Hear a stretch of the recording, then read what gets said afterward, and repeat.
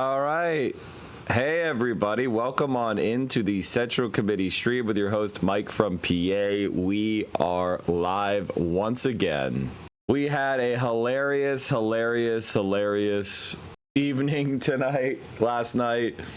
Somebody bet $5,000 that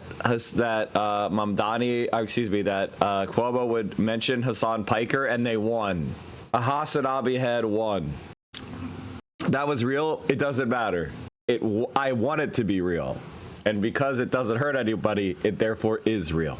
Hold on, let me just adjust that real quick. What else? So Cuomo got absolutely beat the fuck out. What is this, Sisyphus? After mentioning his experience with cyberstalkers, Piker revealed that he doesn't usually have security, though he tried to secure it for this weekend's No Kings protest. And they're like, well, we're cops and you're going to an anti-cop rally. We can't secure you at an anti-cop rally? No Kings is an anti-cop rally now? Yo, that's crazy.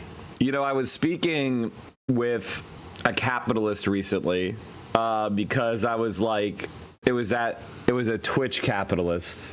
Just leave it at that. And I said, you know, it's going to be interesting seeing how the San Diego No Kings rally is right next to TwitchCon tomorrow.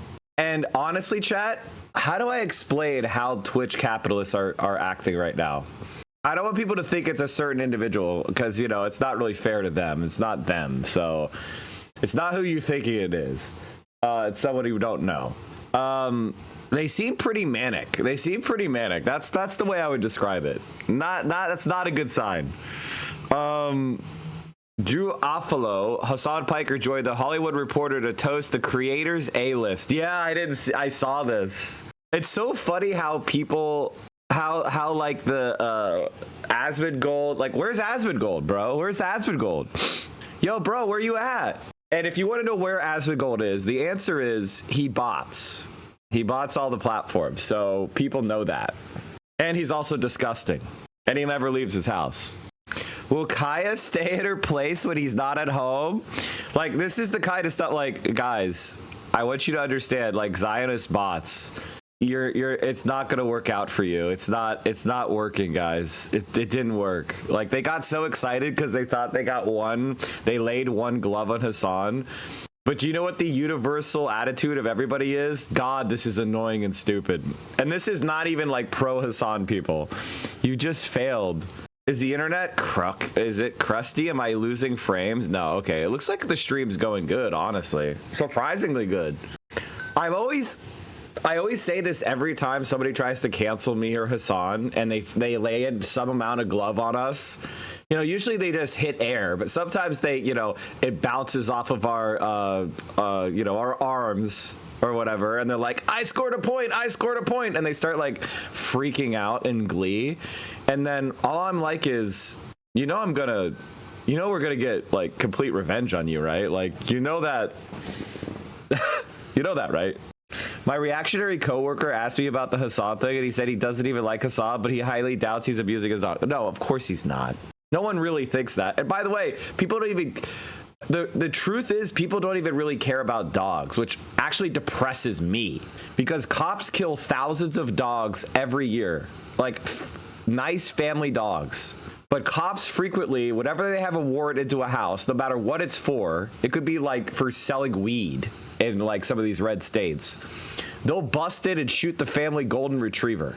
Like, there are so many dogs that are in pounds right now that get destroyed, never find a forever home. That's what bums me out, man. Especially, in the South, in red states, there's a lot of dogs that get abandoned. If you drive on country roads, you'll find a Republican abandoning a puppy. It's really fucking annoying. And I adopted both of my dogs from the South. Growing up, we had purebred dogs, and then we adopted dogs. We started adopting dogs like 20 some years ago. And every dog that we adopted was from the South, because in the North, people, they don't abandon as many dogs on the street. Oh, okay. Here, perfect example. I didn't even know about this story. Border Patrol agents shot a family's dog in Texas after they went inside their home to look for migrants.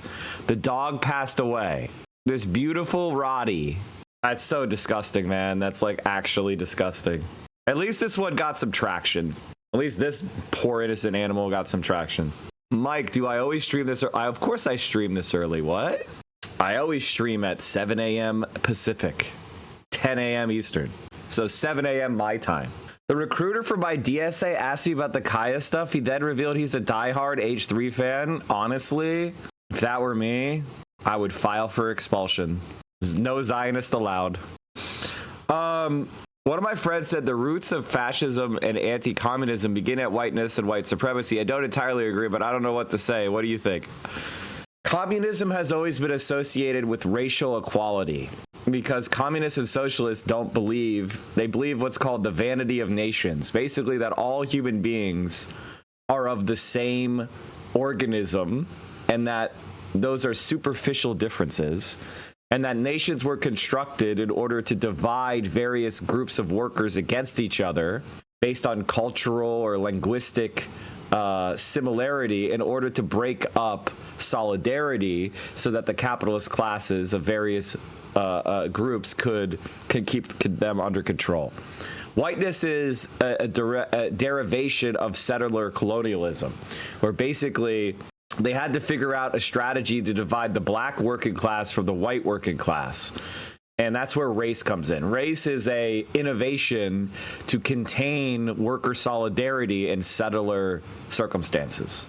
So the truth is your friend is completely right. In fact, let's see here. Let me just do a little quick Google for you, which is it's like communist first black VP candidate communism. This is not it. Oh, here we go. The CPUSA 1930. So the Communist Party of the United States, 1932.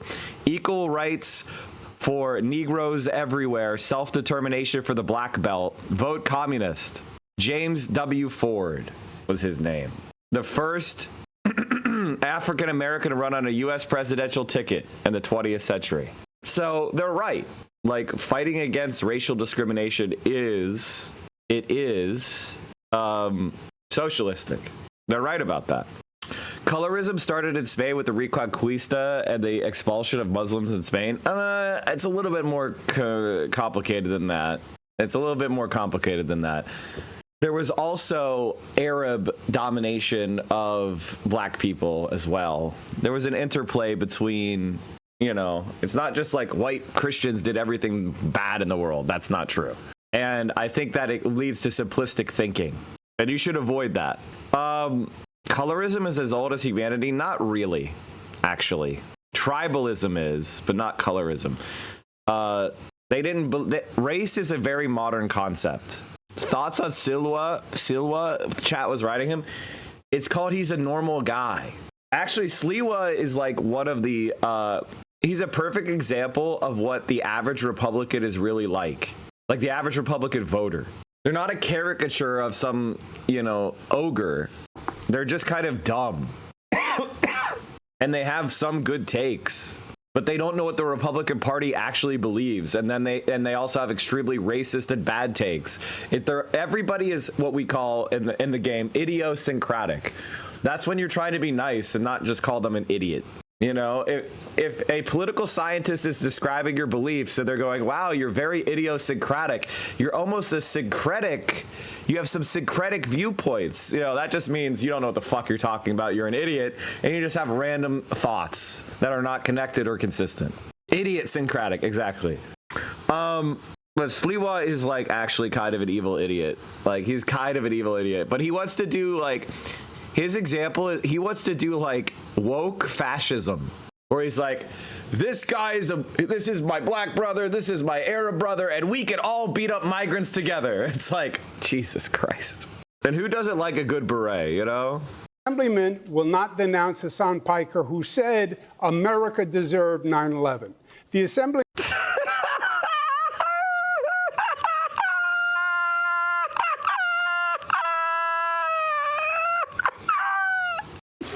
You see, chat, like, America Deserved 9/11 was that's the bigger political scandal, right? That's the bigger political scandal than anything.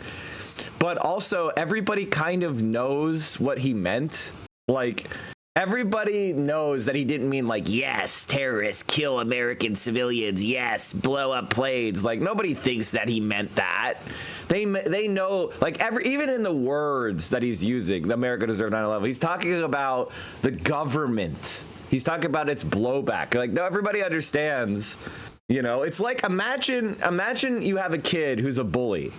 And he's been bullying this kid for like weeks and weeks and weeks. And then that kid comes and fucking like hits him with a bat. You wouldn't go like, wow, it was a good thing you hit him with the bat. You would just be like, it kind of like, you know, he bullied that kid really hard for weeks and weeks and weeks. The guy snapped. You know, I don't condone the bat, but I understand why it happened. Okay? And you still should punish the person who hit the kid with the bat. That's totally unacceptable. But you can still see, like, hey, maybe we shouldn't bully people. Like, maybe you could understand why someone might crack if they're being abused for so many years. Like, don't abuse people. It's funny that Twitch didn't ban it for that take. They banned it for insulting Dan Crenshaw because veterans are a protected class. Yes, of course, because that's a political opinion that, by the way, was very common in 2005. That's what's really funny about this shit. Like, it's so funny as like somebody who's old enough to remember 9/11 and the various stages that people went through. People, right after 9/11, there was a patriotic fervor that was unanimous. Everybody's like, we gotta put a boot in their ass. That's the American way. You fuck with Uncle Sam, you know, that was everybody because we saw innocent people getting murdered on our streets, so we were mad. And then a few years went by, and we're like, wait a minute, like, because we were in this long grinding war on terror, and then they invaded Iraq, and then everybody was like, wait a minute, like, our emotions cooled down, and we were like, what the fuck? Why are we in all these wars? And then, like, old CIA people would come out and be like, no, this is blowback. We funded Osama bin Laden. And then the entire country was kind of like, they got on the same page around 2004, 2005, 2006 especially, and they were like, America kind of deserved it. We did these forever wars.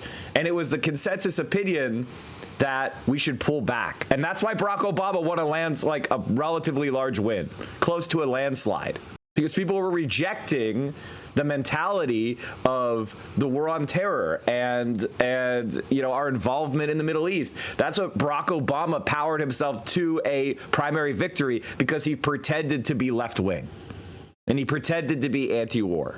And because I was old enough to remember all that shit, I remember. So like, it's funny how like we're now kind of, because Israel has pumped so much money into propaganda, the media is pretending like 9/11, we're still in 9/11 brain, but we're not, which is why Cuomo is losing the election badly and Zohran is winning, because the regular American has not adopted the Andrew Cuomo, Destiny, Ethan Klein view toward the world, okay? That's just Zionist bubble. And so, you know, obviously he will have to denounce it as a mayor of New York. He'll have to denounce that. I'm sure he did, and say, no, that's ridiculous. Of course America didn't deserve 9/11, and that was a dumb thing to say, and I denounce that. Like, of course he's going to say that. Miss Evelyn Rose. By the way, but did you see who was on Hassan's stream? The MC of Zohran's fucking big rally he just had was on Hassan's stream. Do you think any of us really give a shit about this? Like, the reality is, and I think one thing that I want to train some leftists is, you need to understand there is such a thing, as I said before, a sympathizer. There's a lot of people out there who agree with us, but they're doing something called politic, where maybe they don't, you know, say it so, you know, right in your face as a candidate. Like, can you, let them show you what they believe by their associations a little bit. Like, the associations attacks are not wrong, okay? They're not wrong. Like, if you associate with Assad, then you're probably a radical left-winger. Like, it's not that confused. Now, you might compromise on shit. You might be like, it's not that hard, okay? It's not that hard. Like, get the dog whistles. Like, Jesus Christ. It's like left-wingers are against dog whistling because they think it's, like, tricking people or something. And it's like, no, it's just using rhetoric that appeals to the audience you're talking to. Who do you think is telling Cuomo to push this Hassan Piker thing? Israel. I'm not even kidding. Did you see that? Oh, yeah. And by the way, Seth Bolden, who's trying to primary one of our more progressive senators, fucking rat, he gave all the AIPAC money back.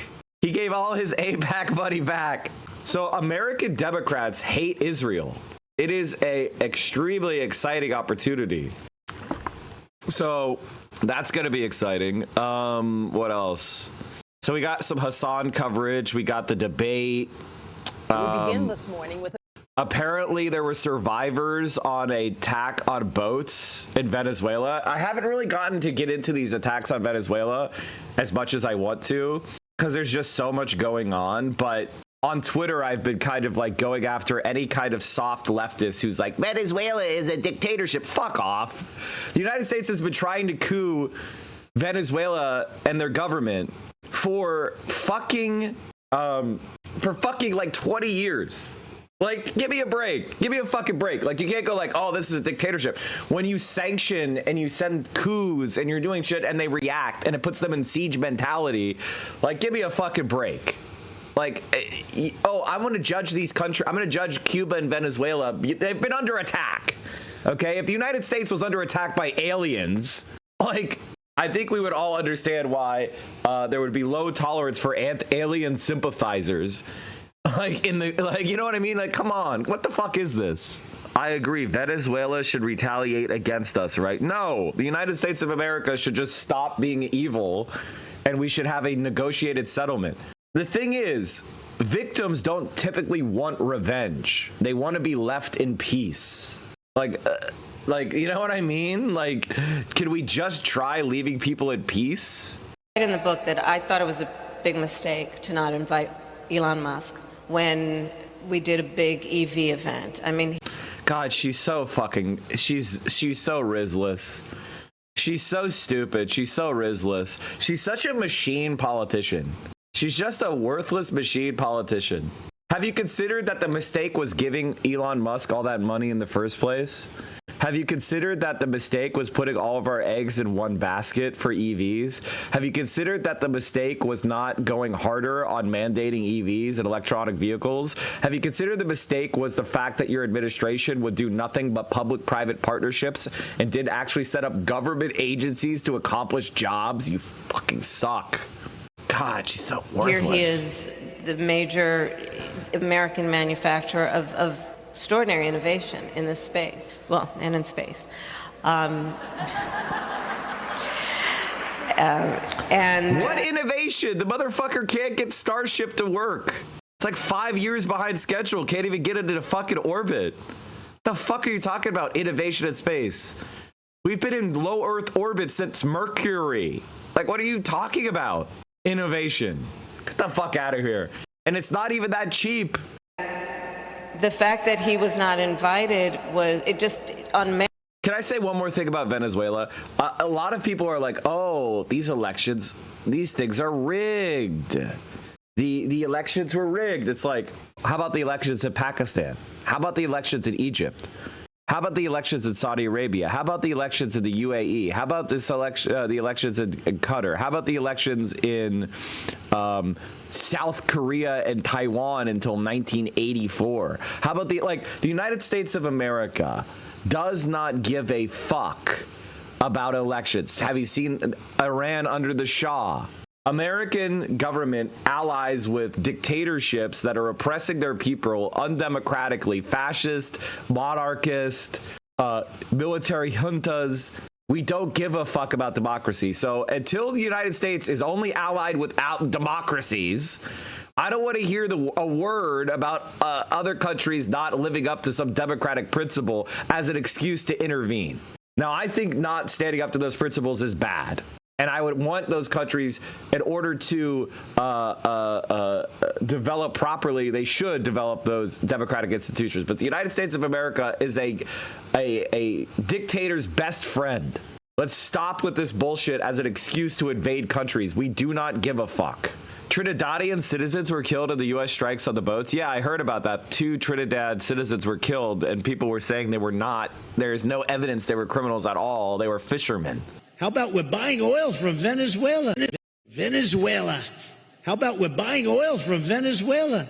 When I left, Venezuela was ready to collapse. We would have taken it over. We would have gotten all that oil. It would have been right next door. Venezuela. How about we... If you don't think America is the bad guys after seeing that clip, your blinkers are on.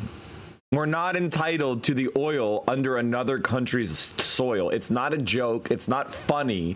And it's going to cause a lot of Americans to get killed.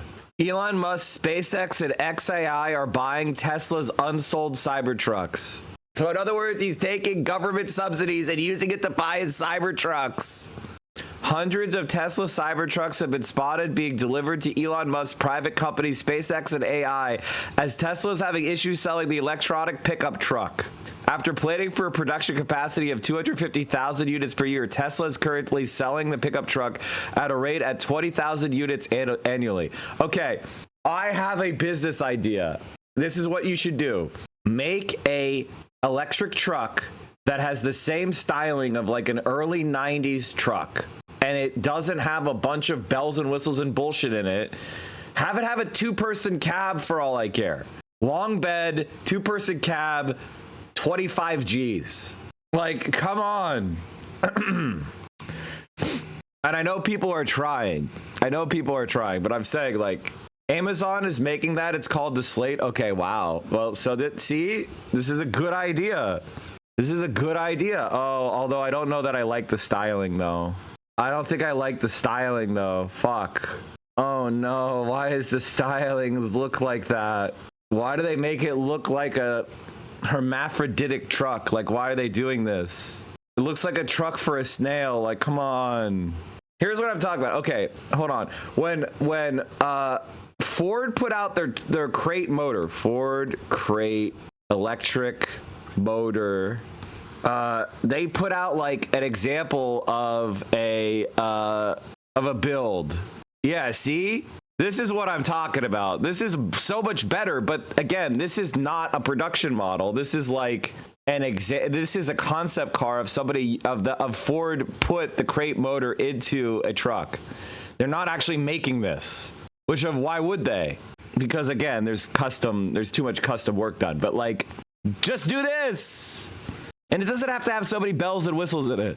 I don't know why electric vehicles, and maybe this is an engineering consideration, but I've noticed it, and it feels like an intentional design decision, is why can't you just have grills on EVs? Why are you making EVs look stupid with bad grills and plastic grills? Put a normal grill on it. Jesus fucking Christ. Bad aero. I know, okay, it's fine. You can make it not look like a plastic panel. You could have the arrow be better. It looks like shit. Like, cars are not designed to have good arrow. Like, for example, I know for a fact that dimpling adds aerodynamic drag reduction by preventing the formation of vortices. Do you see people with golf ball fucking dimples on their cars?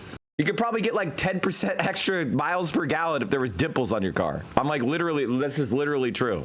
Have you seen a golf ball? That's on a golf ball spinning. The car is not, I mean, listen.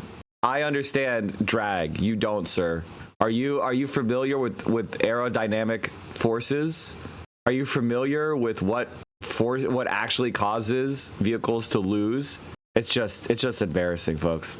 We've got chatters that don't understand parasitic drag and vortices.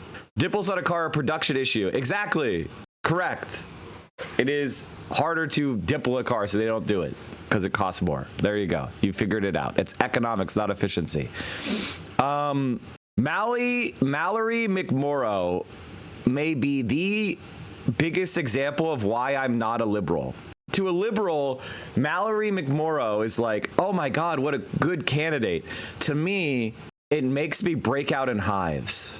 She is actually like, she looks like the type of girl who is second chair flute, and then suddenly the first chair flautist dies suddenly, and everybody's like, what happened? And it comes out 20 years later that she had like fucking put cyanide on her flute. Like, she has female serial killer vibes. And watch it and tell me I'm wrong. What's your stand on Medicare for all?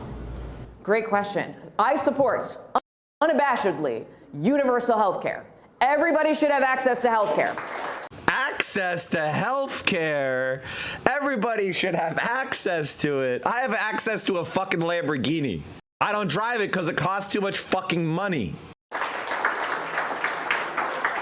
I want to tell you why I said it that way. So first of all, I shared my own story that I graduated right into the recession. I did not have any health insurance. I couldn't even stay on my parents' plan until I was 26.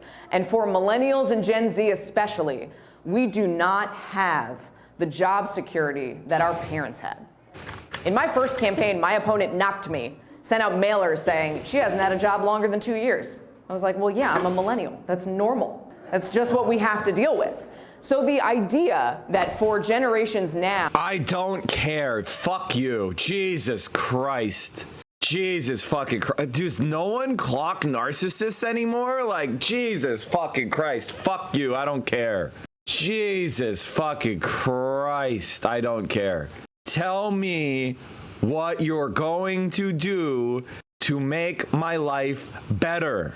T. Grim, don't. That's... No. Bad boy. 1 minute. Who are going to change your job every couple of years, that your health insurance would be tied to your job is ludicrous. That's Obamacare. Also, by the way, it prevents small businesses from being able to compete with larger companies because offering comprehensive benefits and health insurance plans and child care and paid leave is so prohibitively expensive that we have this situation where the larger companies get bigger and they can offer more and they can get the best talent, and small businesses, which make up 90% of Michigan's economy, can't. I said it the way that I said it because some people conflate Medicare for all with universal health care. But Medicare for all, when it's actually defined, is one singular government-run healthcare system that we are all on. Now, I want you to imagine what that would look like with Donald Trump and RFK Jr. at the head of it. You have this man who just last week held a conference saying that anybody who has been circumcised probably has autism because... So her strategy to attack Medicare for all is to say that it would put Trump in charge of your health care. This is your enemy. This is your enemy. Is Medicare, is that happening to Medicare right now? And this is why, as I said before, she's the second chair flautist who's sprinkling ricin on Emily's flute so that she could be number one. Okay, like this is female serial killer vibes. And of course, her answer on healthcare is immediately narcissistic and starts talking about herself. No one gives a fuck. And then to say it's bad, she starts saying, oh, but then the Trump would be in charge of it. Trump is in charge of Medicare right now, bitch. The last time we had a president who passed Medicare, he got 60% of the popular vote. How about we lean into getting 60% of the popular vote? They probably took Tylenol. This is a man who decapitated a whale and dropped a dead bear off in Central Park, who works out. What? So in other words, their strategy to attack the left is to say, oh, if we get nice things, that'll actually empower the Republicans. Actually, this is, again, class enemy. 100% I don't know if you've class seen this, enemy. and I know 400 likes. Fucking disgusting. Jesus Christ. Fucking disgusting. Who just last week held a conference saying that anybody who has been circumcised probably has autism because they probably took Tylenol. This is a man who decapitated a whale and dropped a dead bear off in Central Park, who works out. I don't know if you've seen this, and I know it's the pettiest thing to complain about RFK Jr. about. She's asked about what she's going to do for our health care. She talks about how she's a millennial who didn't hold a job down for 2 years. And then she immediately starts veering into why RFK Jr. is saying bad shit. Like, legitimately, if she gets nominated, I will campaign against her. No, I'd rather, as I said, I've always said this, it's better for bad Democrats to lose. Get these fuckers out of office by any means, but it won't matter. It's going to be okay. Abdul's going to win, chat. Abdul's got this. He works out in jeans. There has to be so much chafing. I don't trust that man to make medical decisions for my family. So we have to get to a place where there is a real, legitimate public option. Mike, why don't you have this level of smoke for AOC? Because AOC is closer to me ideologically. AOC supports Medicare for all. AOC is against the Israeli genocide, this lady has secret meetings with AIPAC. This lady is attacking Medicare for all by the most rat-fucky way possible. She's my enemy, and I have nothing in common with her, and I hope she loses.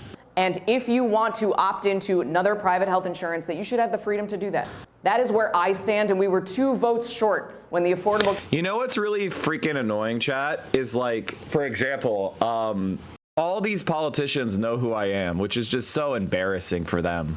Because they're scared of me, and they will come on Twitch and they will run around and hide from me and Hassan. Literally. Isn't that pathetic? Gavin Newsom, you're pathetic. And if you think going around us is the way to be popular on Twitch, that would be wrong, because you're a visitor here. This is our home. You think you're going to be popular on Twitch without me and Hassan? You got another thing coming, Gavin.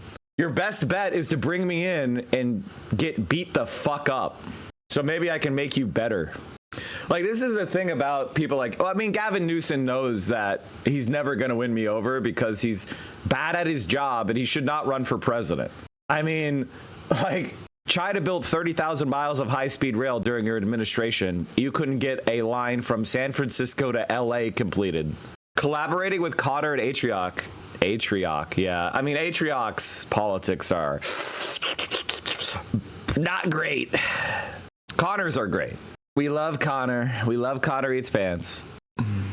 I know what you're saying, but good faith criticism isn't very fair. A lot of the left understands you can't really reform the Democratic Party under capitalism. Okay. One of the things that I would always tell people is that you know so much stuff that isn't so. We're not trying to reform the Democratic Party. First of all, the Democratic Party doesn't exist outside of a very narrow subset of people. There's an institutional brand management thing called the Democratic Party. But as far as America doesn't really have real political parties. Real political parties are paid membership organizations. America doesn't have that. Care Act passed of getting that done. Now it's not just an option, it's essential. Where I stand, and we were political decisions for my family. So we have to get to a place where there is a real, legitimate public option. So the public option has been something Democrats have been talking about since 2000 or so, and it doesn't work. And this is why she's a joke. The public option, the public option will be one of 2 types.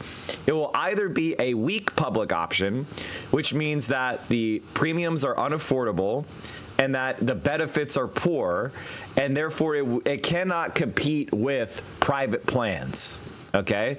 And so it will basically become useless. It will be there in name only, and not have anybody using it because it can't compete against the private plans. Or it will be a strong public option, in which case every single person who has, like, private insurance companies will be incentivized to try to throw sick and expensive patients onto the public option.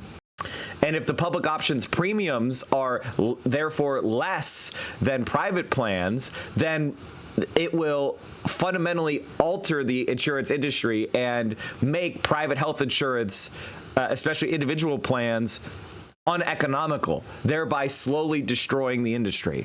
Now, there's no fucking way the Democrats are going to be able to pass a strong public option. Is basically Medicare for all, except slower, stupider, rolled out in an incomplete fashion. It's going to have a lot of breakages. It's going to have a lot of linkages. They're going to underestimate the number of people that use it. It'll be a huge shit show. Okay? So if you're doing that, if you're doing a strong public option, you might as well just do Medicare for all. All right. And then there's other types of health insurance systems we could do. Like, for example, there's something known as an all-payer system. But an all-payer system is basically Medicare for all. Except instead of just Medicare, you have like 3 or 4 Medicare-like utilities that are controlled by the government. Right? But we're not there. That would require completely redoing the entire health insurance industry in a way that was similar to just destroying it with Medicare for all. You'd fundamentally be destroying what we have. And so politically and administratively, the best thing to do is just do Medicare for all. And Abdul says, except a public option can't deliver health care to every Michigander, Medicare for all can. Is Mallory gonna start calling them Michigan people because she doesn't know what Michiganders are? Good morning, Corey. Good morning, Michelle. I believe every company should strive to form a diverse table, This is literally her. to empower people of different skills, and every time, what is it? Skills and identities. To foster a new generation of, okay, let's go again. This is literally her. They want you to think it's you, that it's you who made this world. Office. Okay, first of all, I thought it did 200 million or something. That's bad?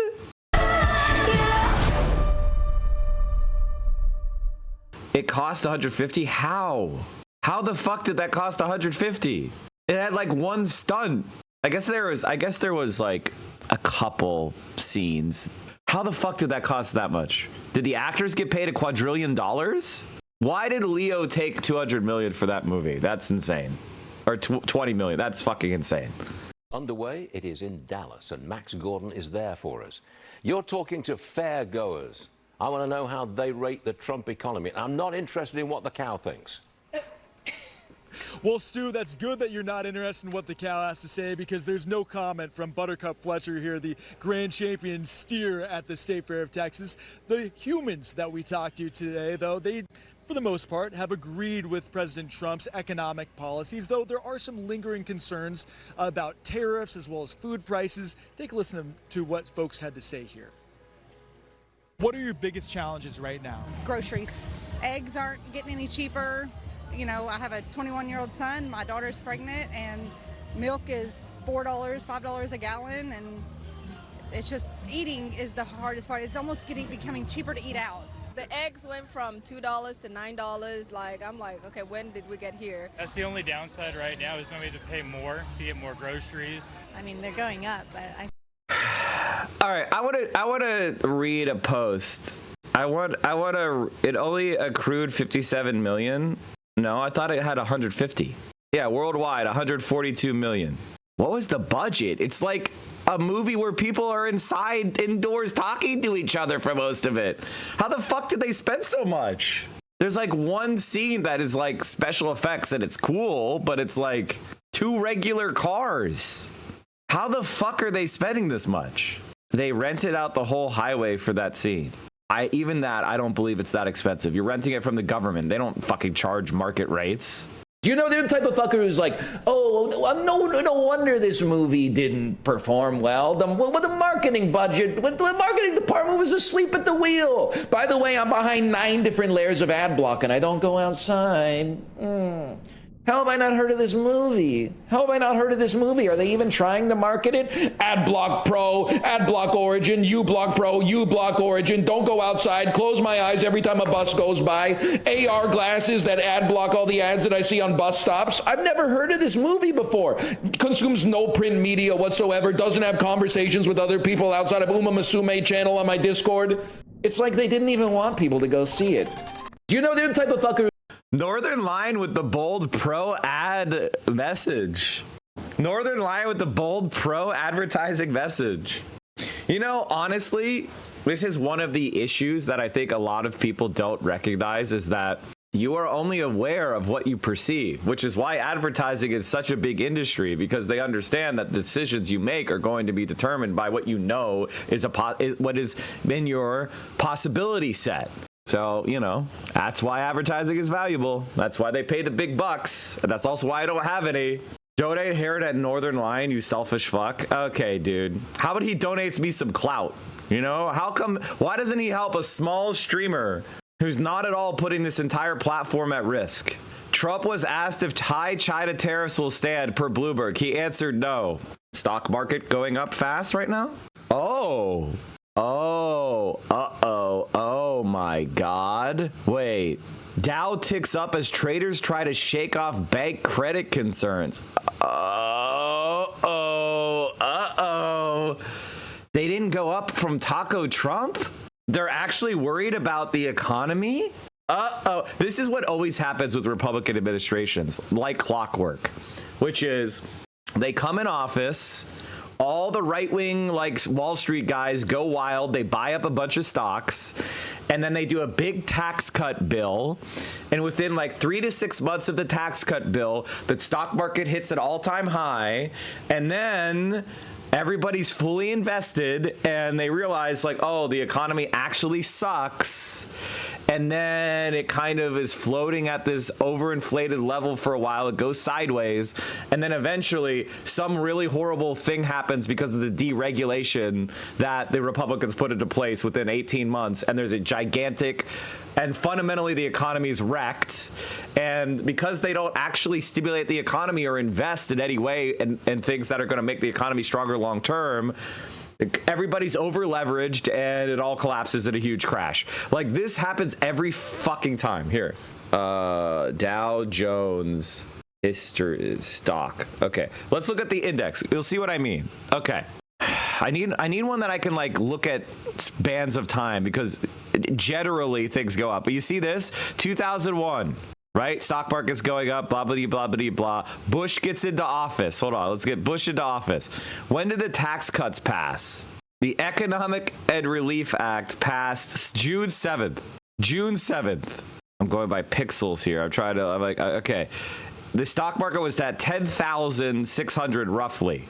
It stayed that way for the next, I don't know what, 10 fucking years, until the real estate bubble started pushing it higher, and then crash. So Bush actually got you 2 crashes. He got you he got his 2001 kind of crash, then 9/11 and that kind of stagnation. And then he got the Great Recession.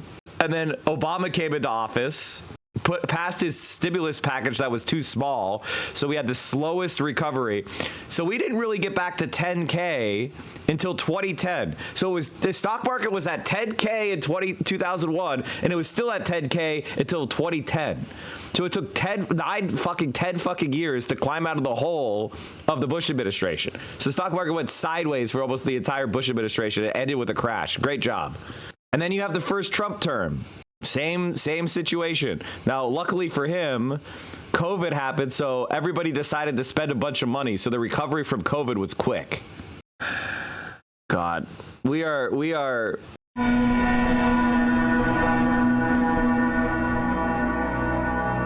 This is such a long clip, chatter.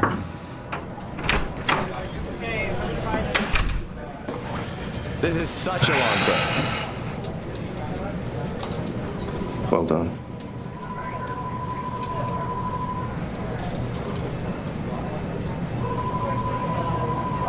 Good point, Flying Panda. I should look at I'm going to start sending a few people home now. Now? Yes, Sam. No loose ends.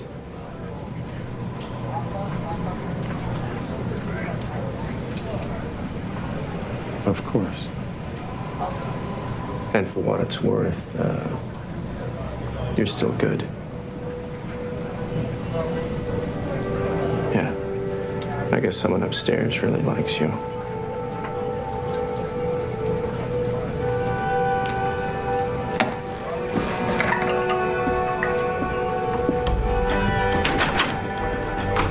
Kevin Spacey is like, I hate him as an actor. I gotta be honest. I've always been a Kevin Spacey hater. I never liked Kevin Spacey. Everybody was all up Kevin Spacey's ass. Okay, maybe that was an unfortunate turn of phrase, but you get my point. Like, everybody was like, oh, Kevin Spacey. And I always thought he was an overacting, preening, like melodramatic. He sucks. He never occupied characters, in my view. I thought he was garbage.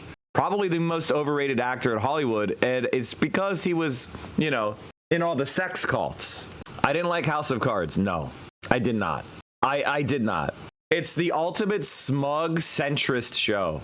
It's like, what if we did centrist politics with a sociopath? Like, that's what America's broken because our centrists aren't sociopathic enough. Yeah, it's edgy West Wing. Yeah, exactly. ICE agent pulled over drunk driving with his kids in the car, proceeds to racially profile the arresting officer. I think if I had a button to push and I could erase a show from collective humanity's memory, the show that I would pick would be West Wing. Like, if there's one show that I could fucking Men in Black, you know, brain wipe everybody on the planet, it would be West Wing. It may be the worst show ever made. And it's profoundly bad and damaging to brains. The guy in the white shirt. That's the Colonel. Colonel, don't mean shit to me. Okay, well. Look, I'm federal. Okay. I'm trying to get home. I got my boys with me. Who do you work for? DHS. Do you have your ID with you? No, I don't. Okay. But if I called them, they'd verify that you're a 100%, bro. Okay. You don't have any type of credentials or anything that say you're DHS? Not on me, no. Okay. All right. I only bring my weapon with me if I'm... Okay. But you don't have any weapons on you right now? No, I don't. Okay. So what I want to do, I want to talk to you away from the kids. So I'm going to ask you to step out of the car, and we're going to walk back to the back of your car, okay? Are you fucking serious right now? Yes, sir, I am.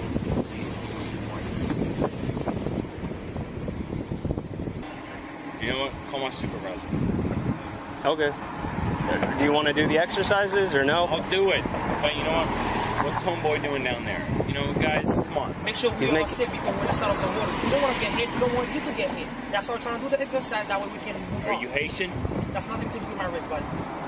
My question was, are you Haitian? It doesn't matter. It doesn't matter where he's from.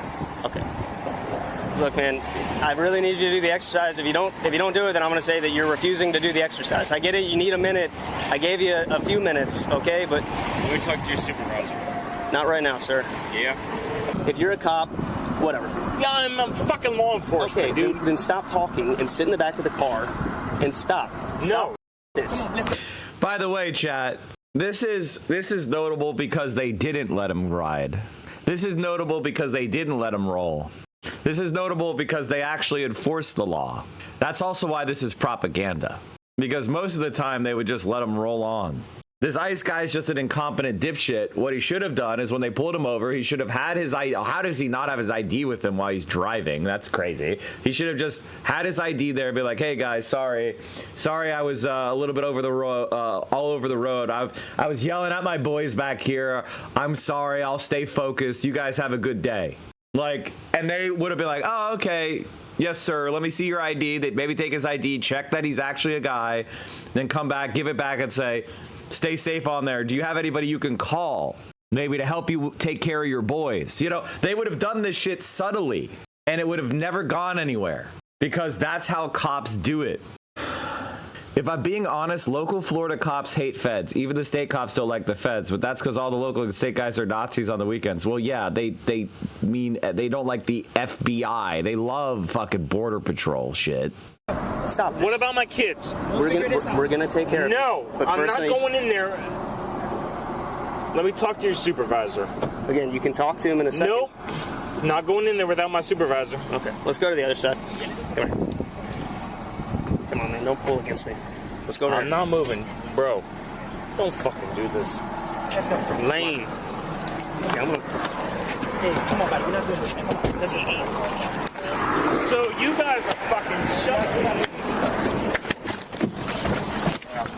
Come on, put your feet in. By the way, chat, like DUIs, like almost everybody gets one get out of jail free card for a DUI. Just so you know this, like almost everybody gets one get out of jail free card. Like Americans understand that this is a country that's dependent upon cars and we all had a drink or two. As long as you're not fucking completely belligerent, you can get diversions. Do I condemn Hassan Piker? I condone Hassan Piker. And if you complete the diversions, especially if you're a cop, you'll get a slap on the wrist. Maybe you'll get in trouble at your job, but it's not a career ender. Not with kids. Oh, maybe that's true. I don't know about that. I don't know about people drunk driving with their kids in the car. That's actually a good point. Maybe this guy is severely fucked because of that. I'm not saying DUIs are good. I'm just saying how the legal system works. The arresting officer admits he got a DUI 2 years prior to this video. Stand up. Stand up. Come on. Stand up. Put your feet in, man. No. Man, don't be a kid. Come on. Stop. Where are my kids? Stand up. Put your feet in. What? Put your feet in. Put your feet in. You don't want to make this worse already. Come on. Come on, man. Let's go. You got to sit in the car, man. You're going to jail for DUI, which is a misdemeanor. If you don't cooperate, you go to jail for resisting. It only makes it worse. Come on, put your feet in, buddy. All right, your kids will be. The chat's like, no, Mike, no. They're like, no, Mike, no. And then immediately the cops say exactly what I'm saying. Fine, this will pass. Listen to me. No, sir, not on the side of the road. Come on, let's go, man. We got to sit down, Scott. God damn you guys. And you could tell he's intoxicated just by his bearing, but it's like DUI diversions for Florida. Let's see what it is. Pretrial diversion DUI Tier 1 is a divert prosecution program for selected misdemeanor DUI offenders. You have a $500 monetary contribution to the Florida Safety Council. You DUI school with the Florida Safety Council. Victim impact class to the Florida Safety Council. 10-day vehicle impoundment / immobilization. Law enforcement investigative costs. And random observed urine screens. Like, these are programs, like, you get the one get out of jail free where they don't put it on your record. If you don't get another DUI, it gets expunged after a certain amount of time. Like, this is, I'm not saying that it's good, but resisting over a DUI is crazy. I've had friends get a DUI. They suspended her license until she did community service, attended classes, and was cleared by the instructor. Yeah, exactly. It's restorative justice. I mean, listen, I think that we should have better public transit and less toleration for DUIs. That's me. That's me. I think we should all have really great public transit so that when you go to the bar, you don't have to fucking drive home, okay? Or take an expensive ass Uber. Vio says, personally, I don't drive. Yeah, that's because you're a passenger princess. Period. Other people drive you. Yes. It's not like you're not in cars. You're just not driving them. You're sitting there as a passenger princess. That's not driving. You drive all the time, except I do it. No, I don't drive. I'm gonna be like, bitch, you're gonna have to take a bus for a week, and we'll see how you do. I'll just Uber. Yeah, I'll just Uber. Yeah, exactly. You'll waste a lot of money. And? So you'll drive. I saw you drive a Prius, okay? And that was the most unsafe I felt at 25 miles an hour in my life. I beat you in go-karting. My go-kart engine was weaker, and I'm heavier than you. I was fat at that point. That is a... You won because you had lighter weight on the car engine. Liar. I was flooring the thing, and it was just not... It had no... Flooring it, and you still lost. It couldn't get up and go. There was no engine power. Excuses, bro. A whole ass lap. I had the slow one, okay? You had the slow one, okay.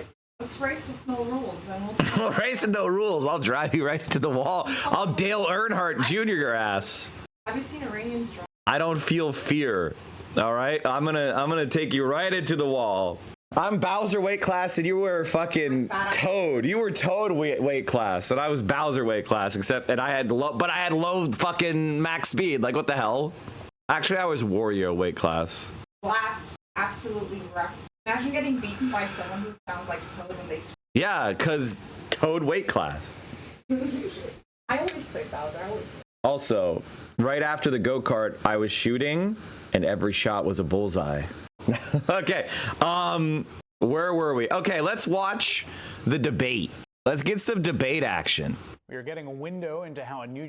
Let's get some debate action. Folks, I'm going to do... All right, let's get back to the... Oh, before we go, we should talk about how the economy is going to crash.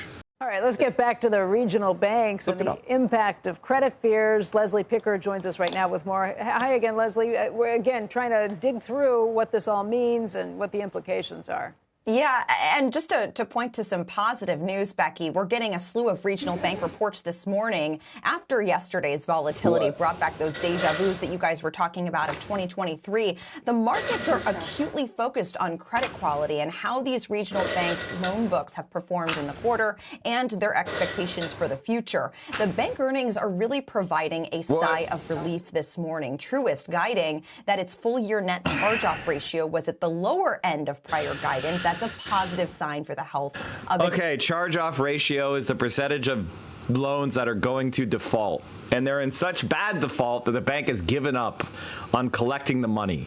That's what that means. Politico. Hamas, the way that his best... Mamdani appeared with streamer Hassan Piker, who has said that America deserved the 9/11 attacks. That was ultimately the strongest moment for Andrew Cuomo in this debate. It's for... Okay, this guy's 1,000 quadrillion% a Zionist. This guy is 1,000 quadrillion% a Zionist. There's no fucking way he's not. Hey, Mike, this seems important. What? What? It has no sound? What? Okay. All right, who's the guy talking? Nick Reisman.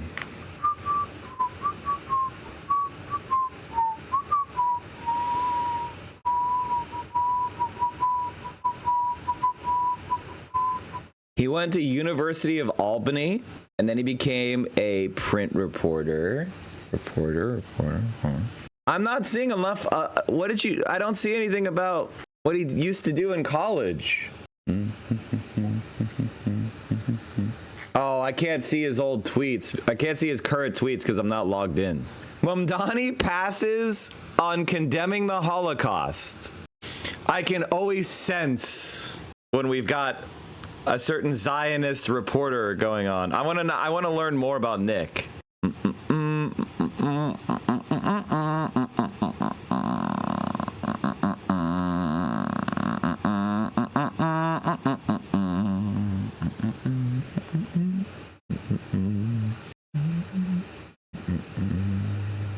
Oh, 20 things we don't know about him. I grew up in Yonkers. He was captain of his high school's tennis team that went 1-14. He's a Yankee fan. He's a Jets fan.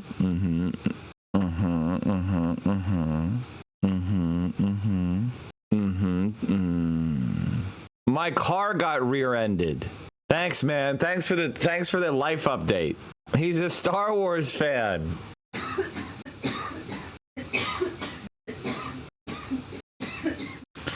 Theo's dying there. You okay?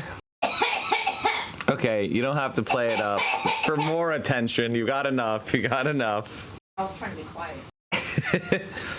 Let's just say we'll find more about you, Mr. Reese, man. Don't worry, man. Place, Theo, place. No. Oh, no. Okay, we can't joke. Okay, let's watch the debate. The assemblyman will not denounce Hamas. The assemblyman will not denounce Hassan Piker, who said America deserved 9/11. The assemblyman just said in his response, well, it depends on occupation.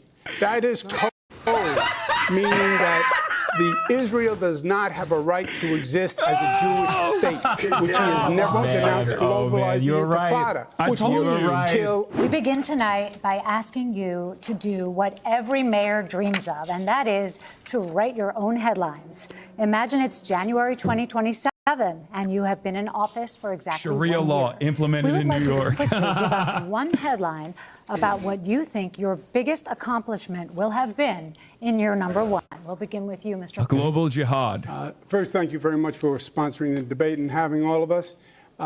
The one headline, how many characters in the headline? Oh, my God. You're familiar with headline length. Rent down, comma, crime down, comma, education score, comma, more jobs in New York City. We're getting maybe a little over the average headline length. Lost it. I mean, he never had it, but he's lost whatever he had. Mr. Yeah, Sliwa. of course. Curtis Sliwa is without his iconic red beret because I'm talking to the people of New York City about the really serious issues of affordability, the cost of living, and obviously what I've spent most of my life doing. Let them introduce which is themselves. public safety in the streets and the subways. We would love a headline from you. What will your headline be, your big headline in year number one as mayor? Zohran's going to nail it. Curtis Sliwa exceeds all expectations and looks very mayoral tonight. Mr. Mamdani, you've had some time to think about it now. What's your headline? It's a pleasure to be here, first of all, and I really want to thank the moderators and the opportunity to speak directly to New Yorkers about this moment in time and our opportunity to transform the most expensive city in the United States of America. The headline would read in about a year, Mamdani continues to take on Trump, delivers on affordability agenda for New Yorkers. Thank you, Mr. Mamdani. Sally? Thank you, Melissa. We're going to talk about leadership. Voters have reservations about all three of you as chief executive of New York City, a city with roughly 300,000 employees and a budget bigger than many countries. We have questions for each of you, and Mr. Cuomo, we will begin with you. As a former governor of New York, you obviously have the management experience. But you resigned from office amid sexual harassment and COVID-related scandals. Yeah, it's like, why should voters now? You have management experience where you failed horribly and you killed a bunch of grandmas and you were assaulting all of your subordinates sexually. Like, isn't experience supposed to be used when a person is successful? It's like, I've got a lot of experience as a surgeon. I've killed every patient. It's like, what the fuck? Now trust that you have the character to be mayor. You have 1 minute. Good. Well, thank you very much, and thank you for the question. Thank you for the question. You called me a right. rapist. I left office. There was a report that was done that had allegations of harassment. I said at the time it was a political report and that there was no basis to it. It was then sent to 5 district attorneys. They all reviewed it. They found nothing. It was then litigated for 5 years. I was dropped from the cases. So none of that came to anything. When it comes to executive experience, I've run the Department of Housing and Urban Development, built housing all across the nation. I was governor for 11 years. The budget is double what it is in New York City, and I got government to work. I passed groundbreaking laws, minimum wage, paid family leave, built projects that had never been built before. This is no job for on-the-job training. And if you look at the failed mayors, they're ones that had no management experience. Don't do it again. Thank you. Rosarina? Thank you, Sally. In the theme of leadership, Mr. Mamdani, you work as a foreclosure prevention counselor for winning seat in the State Assembly. You have no substantial management experience. How are you ready to lead the nation's largest and greatest city in the world in one day? You have a minute. You know, I have the experience of having served in the New York State Assembly for 5 years and watching a broken political system, the experience of seeing a governor in Andrew Cuomo who would rather have served his billionaire donors and the working class New Yorkers who voted for him, and the experience amidst all of that of fighting and winning for working class taxi drivers to free them from predatory debt and delivering the first free bus lines in New York City history, and in working with unions and working class New Yorkers to finally raise taxes just that little bit on Mr. Cuomo's donors to start to fully fund our public school. And more than that, I have the experience of being a New Yorker, someone who has actually paid rent in the city before I ran for mayor, someone who has had to wait for a bus that never came, someone who actually buys his groceries in this same city. And what all of that experience has shown me, which Mr. Cuomo can't seem to understand, is that it is far too expensive and far too hard for New Yorkers to afford to live in this city. And the definition of experience is not doing the same thing again and again and hoping for a different result. That's actually the definition of insanity. Thank you, Mr. Mamdani. If I can, I think I was lame line about in other words, what the Assemblyman said is he has no experience. And this is not a job for someone who has no management experience to run 300,000 people, no financial experience to run $115 billion budget. He literally has never had a job. On his resume, it says he interned for his mother. Neither did he. This is not a job son of a famous for New York a politician. What Any the fuck? day, you could have a hurricane, you have, God forbid, a 9/11, a health pandemic. You can't even And if we have a health pandemic, then why would New Yorkers turn back to the governor who sent seniors to their death in nursing homes? Dude. That's the kind of experience that's on offer here today. What I don't have in experience, I make up for in integrity. And what you don't have in integrity, you could never make up for. Oh, he dropped 9/11. God damn. First, what you said was totally false, as you know. Which part was false? Poor Curtis. During No COVID, one's going to bring him up everyone today. did whatever they could in this state. And there have been numerous investigations where they've gone through it, and they said we followed federal guidance.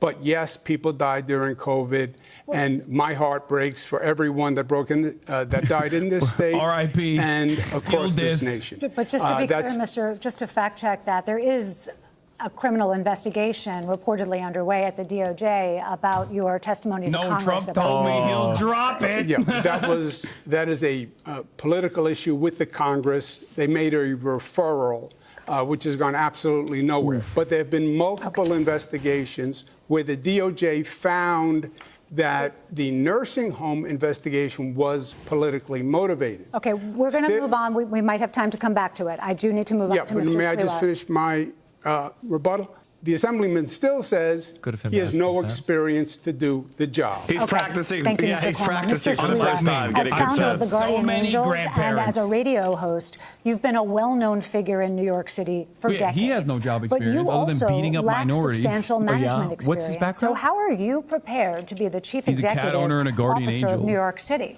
You have 1 minute. Mr. Cat Sleva. rescuer, Hassan. First of all, I created the Guardian Angels to provide public safety in the subways and streets tasked with when beating up government black was and brown incapable people. of doing so. I didn't do it to get a title or a paycheck. I did it for the love of the game. I don't declare myself to be all-knowing. I will hire the very brightest and best in their fields who have dedicated their lives to trying to improve the city of New York or the state or the federal government or the private sector.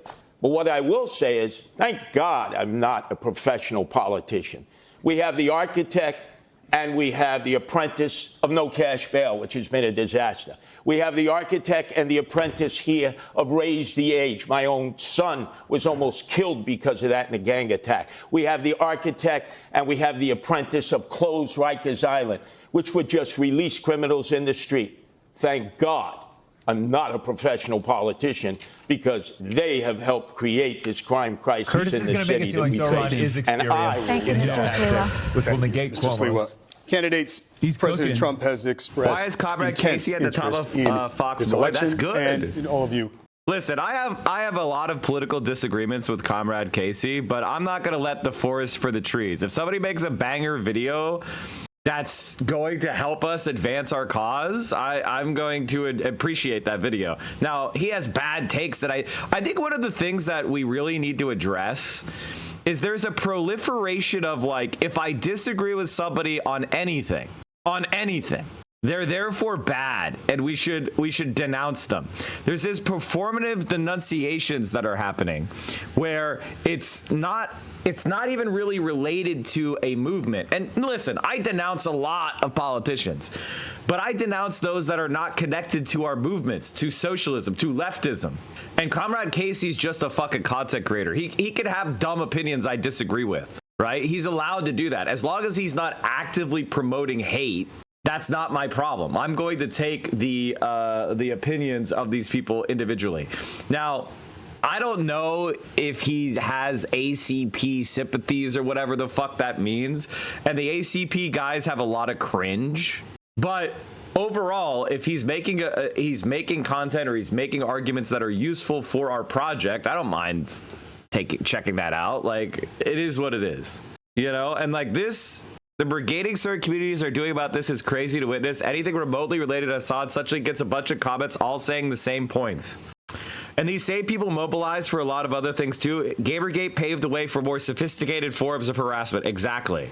I think that a lot of people in these harassment hate brigades, they also become delusional. They also become delusional. And they start believing their own bubble. And I can tell you right now, like, an example of that is on Israel.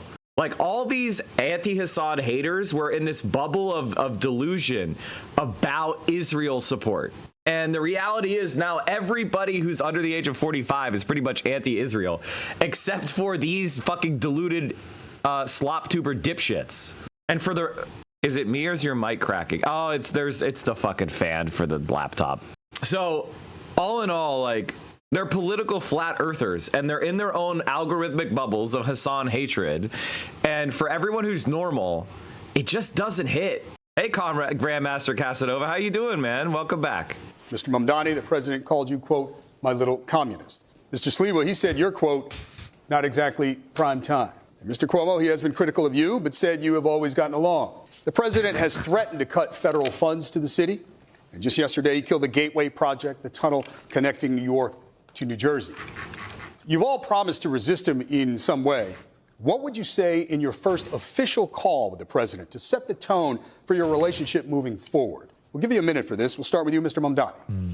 I would make it clear to the president that I am willing to not only speak to him, but to work with him if it means delivering on lowering the cost of living for New Yorkers. That's something that he ran his presidential campaign on, and yet all he's been able to deliver thus far has been prosecuting his political enemies and trying to enact the largest deportation program in American history. And what distinguishes me from Andrew Cuomo is the fact that he has gotten on the phone with that same president, not asking him how to work together to help New Yorkers, or not telling him that he would refuse to back down to protect those New Yorkers, but instead asking him how to win this race. That's something I can do myself. I don't need the president's assistance for. And what I'd tell the president is if he ever wants to come for New Yorkers in the way that he has been, he's going to have to get through me as the next mayor of the Trump city. to be like, here's why people like Mr. him. Cuomo, He's not we'll give doing you the extra thing. time, but Let's I'd do like the you to thing he answer this said. question as well, what your first conversation with the president would be like. Okay. First, I never had a conversation with the president that the Assemblyman is talking about. But he has a distant relationship with the truth. I would say to the president in the first conversation, look, we have had many, many battles. We fought together every day during COVID. And battles were bloody. And I'd like to avoid them. If you come after New York, you know what I'm going to do. You know it's going to be ugly. And my chances are almost 50-50, even though you're the president. I'd like to work with you. I think we can do good things together. But great campaign number slogan, one, 50-50 I will fight chance you every of step of working the out. way if you try to hurt New York. Unless he weaponizes the justice system to go after the attorney general of this state, in which case you'll issue a statement that doesn't even name the president. And no matter what you think about Donald Trump, you know that not even being able to name him is an act of cowardice. And that's what we would see from Donald Trump's puppet on the right over here. I do want to get Ms. Sliwa, but Mr. Cuomo, I'll give you a few seconds to respond to that. Why are you letting him? Why are you letting this Muslim talk over me? Political weaponization of the justice system is wrong.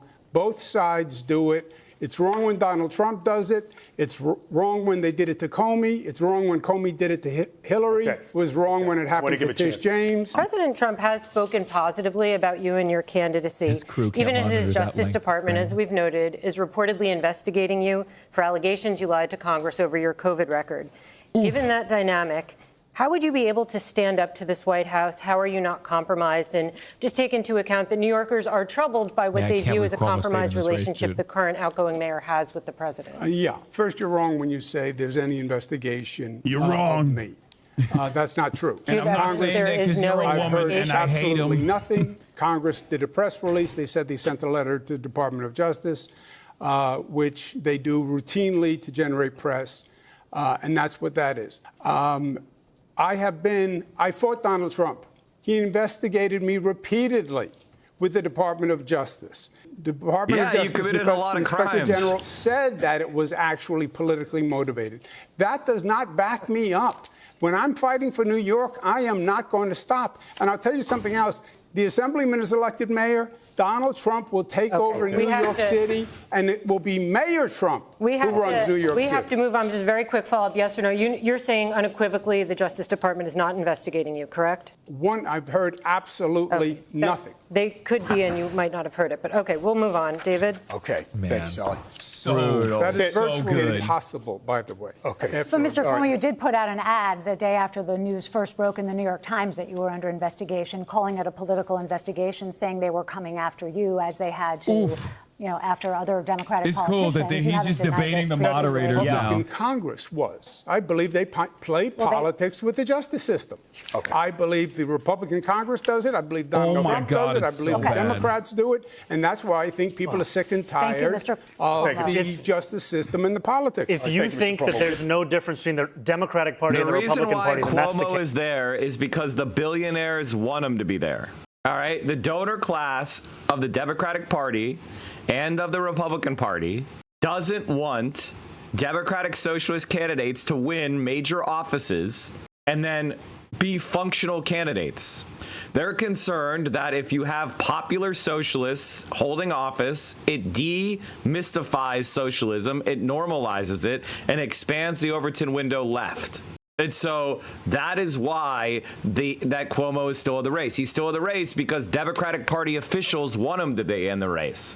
They feel scared about primary challenges from their left. And so they're hoping to discredit those challenges by saying they couldn't even win in New York.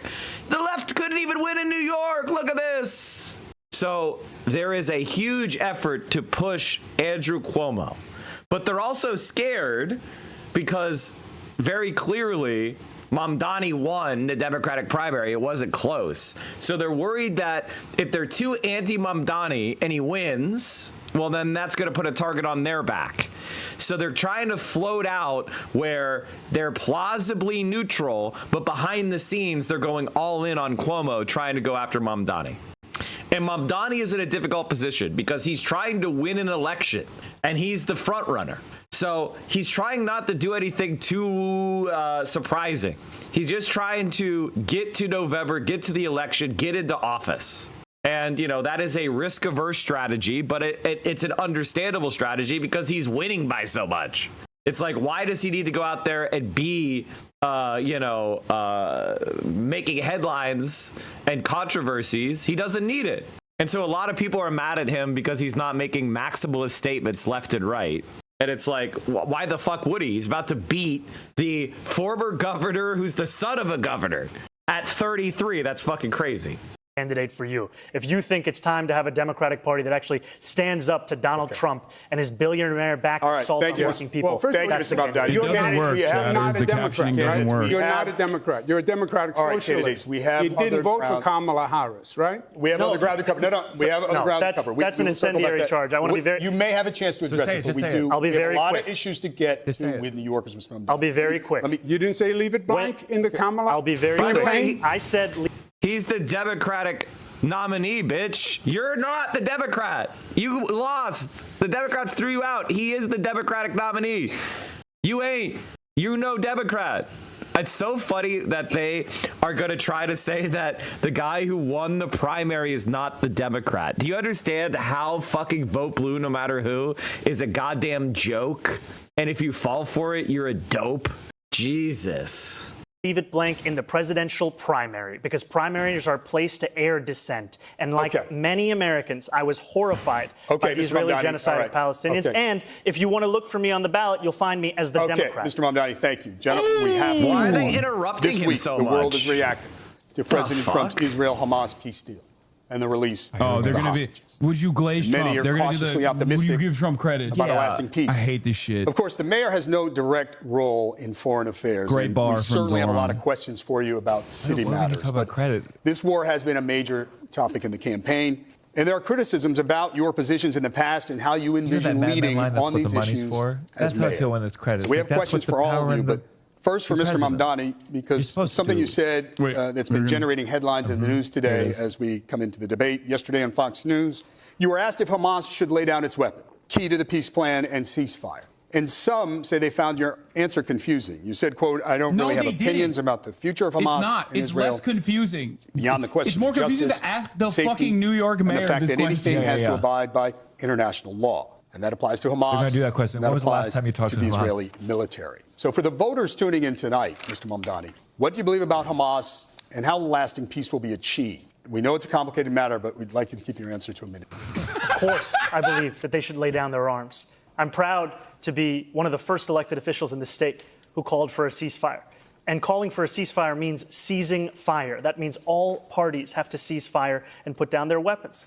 And the reason that we call for that is not only for the end of the genocide, but also an unimpeded access of humanitarian aid. I, like many New Yorkers, am hopeful that this ceasefire will hold. I'm hopeful that it is durable. I'm hopeful that it is just. And for it to be just, we also have to ensure that it addresses the conditions that preceded this, conditions like occupation, like the siege, and apartheid. And that is what I'm hopeful for.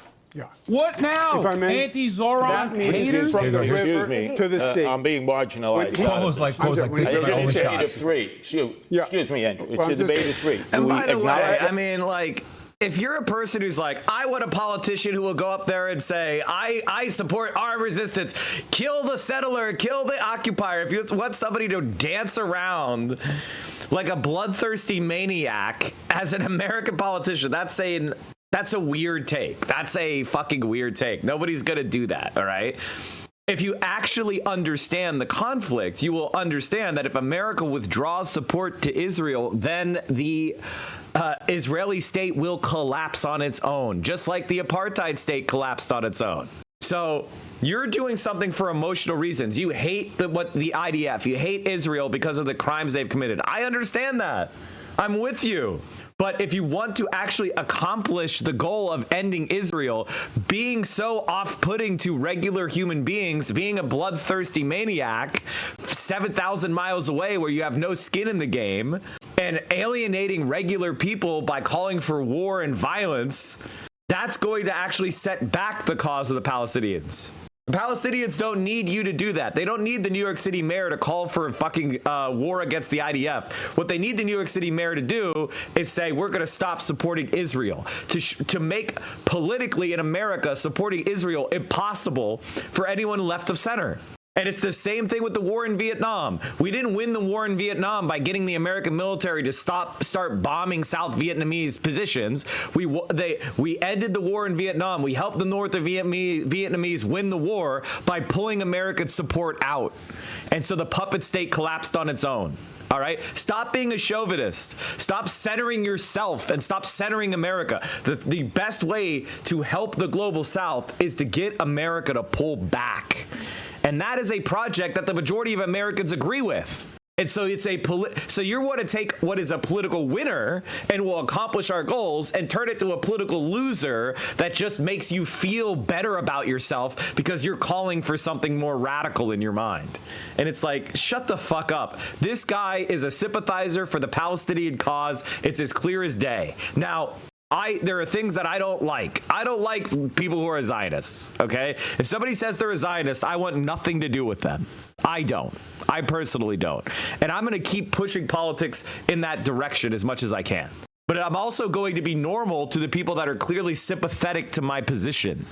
Three people. Mr. Yes. Sliwa, go ahead, and we'll give you a second. Go ahead, Mr. Sliwa. Oh, man, Sliwa. President of the United States should have been applauded by you, Zohran Mamdani, and you, Andrew Cuomo. I don't think this applies the same in this case. Palestinians have nothing but dirt. Well, Israel is a nuclear regional superpower. There will need to be some military intervention, maybe not from the U.S., but the UN at least. Mr. Dram X. Did apartheid South Africa have nuclear weapons? Yes or no? Did apartheid South Africa have nuclear weapons? Yes or no? I don't know. Well, you said the word think. So you're telling me you want to give me historical, political, strategic, tactical advice for the military, like we need a military intervention because of a thing, and then I gave you an example of where the U.S. pulled back its support and the apartheid regime collapsed.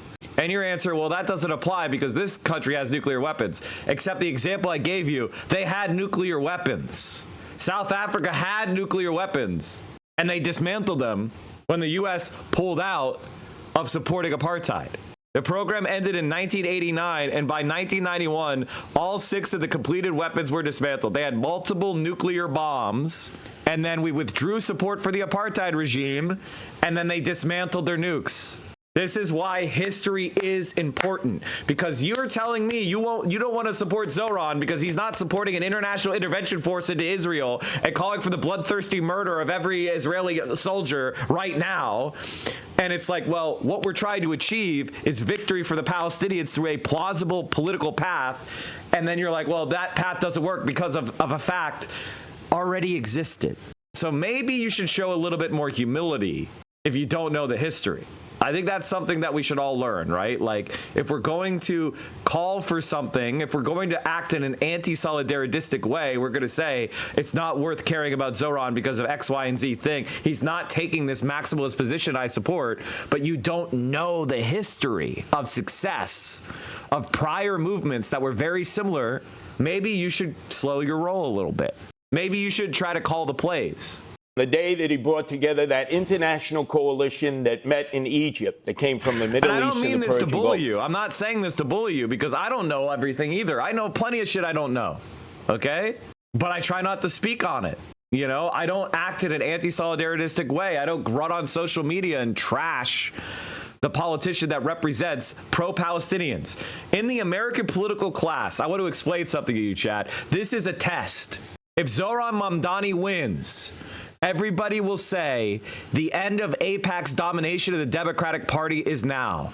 If Zohran Mamdani loses, every politician in America will say Israel is still powerful, right? They will say you better not stand up to Israel because if you do, you will lose. That is the message that's being spread.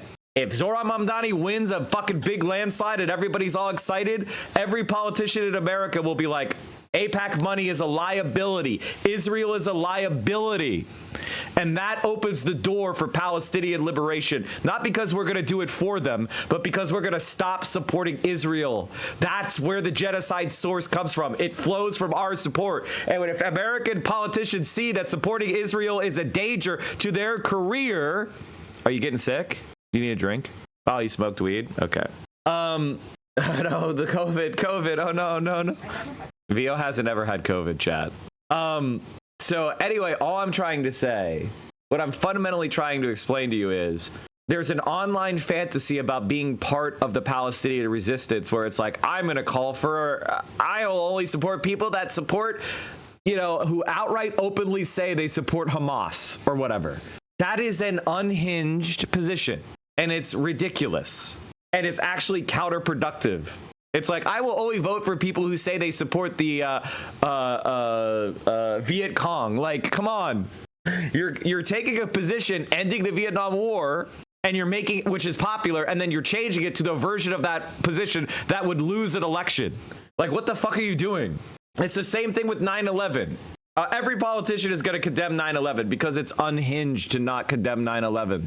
It's unhinged to think that random civilians should be murdered with knives while they're on planes, and then those planes should be driven into the sides of fucking buildings.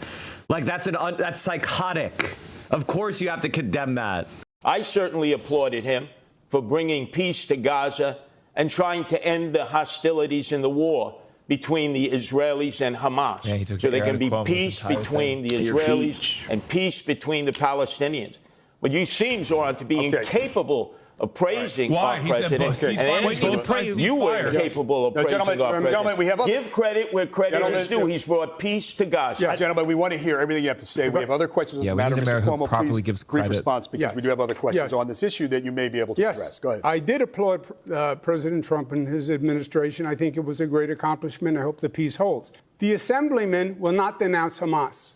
The assemblyman will not denounce Hassan Piker, who said America deserved 9/11. The assemblyman just said in his response, well, it depends on occupation. It's so funny every time you see it. Oh, my God. They're really calling him Hamas Piker. The governor of New York, the former governor of New York during the debate said that Zohran would not condemn Hamas and he would not condemn Hassan Piker.